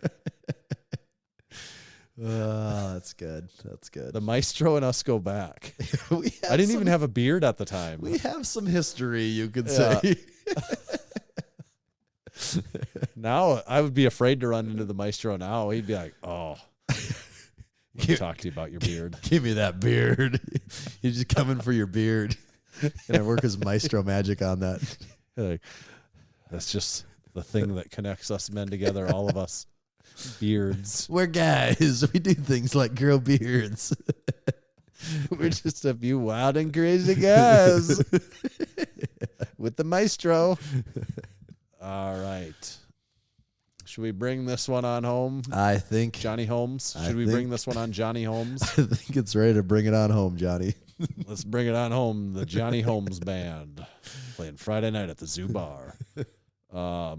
Catch us at home for the last 30 years and for the next 30 years. They transcend time and ages. Your parents saw them and your parents' parents saw them. Now your kids can see them. And your children's children will see them. Is Johnny Holmes a person? We don't know. Maybe at one point in time he was. Now it's just a name. It's very ambiguous. All right. Catch us at Home Gym Con next week. Buy some stuff from the Massenomics store. Become a supporting member. Leave us a 5-star review on Apple Podcasts. Please, for the love of God, subscribe to our YouTube channel so we can break 5,000. We're almost there. And Tommy, where do they find you at? Well, okay, one question quick though, because you brought up this whole Johnny Holmes thing. Okay, did they name the band after the pornographic film actor, or was that just coincidence? I don't know I don't understand that. I've never really known about the name of why that is the name of the band. At one point in time in my life, I thought that was like whoever the lead singer's name was or something. Well, because I've always wondered this, because for people that aren't up on their history, Johnny Holmes was a fairly well-known male pornographic actor. I had to look here. Years active. He was active from 1967 to 1987. Also went by the name Johnny Wad, in case you were curious. Put a pretty good string together there. 20 years. Yeah, it's a good run. From Ohio, so debatable as to whether he's from the Midwest or not. But Yeah. this Johnny Holm band, though, I've always wondered if did they intentionally name their band after this pornographic actor from the 60s? Because these guys have been around a long time too. Right. Or did they just so happen? Also, for people that don't know, the Johnny Holm Band is a cover band from Hopkins, Minnesota, that has been in the upper Midwest for 1,000 years, in case you're wondering. My parents talked about how they used to see them play at street dances and things like that. I was going to say, they've been at every street dance you've ever been to. Somehow you could travel from... you could go to 2 street dances in one night, and you'd leave Johnny Holmes playing at one, and show up to the next street dance 30 miles down the road, and they were already there playing. They beat you there and were playing at both. I'm trying to. I think Johnny Holmes band, nobody even knew who the people were. So there's actually 5 Johnny Holmes. That's bands. what I kind of assumed, wasn't it? I don't know. I've never theorized the that. people. Out loud it can't before, be the but- original people, still, is it? Well, no, but I mean even simultaneously. The Johnny Holmes band It's just was like an playing act. in It's like when you're going to Broadway to watch. you're you're the watching, Johnny Holmes band. You're watching we're the Johnny Hamilton. Holmes It's like band. everyone's watching We're all Hamilton. the yeah. It's like the Blue Man Group. It's just an act. Yes. The Johnny Holmes band is very it could be many things. Well, I think the guy's name is Johnny Holm, though. So maybe it was just unfortunate timing, or maybe it was fortunate timing that there's 2 famous Johnny Holmes coming up in the 60s at the same time. Yeah.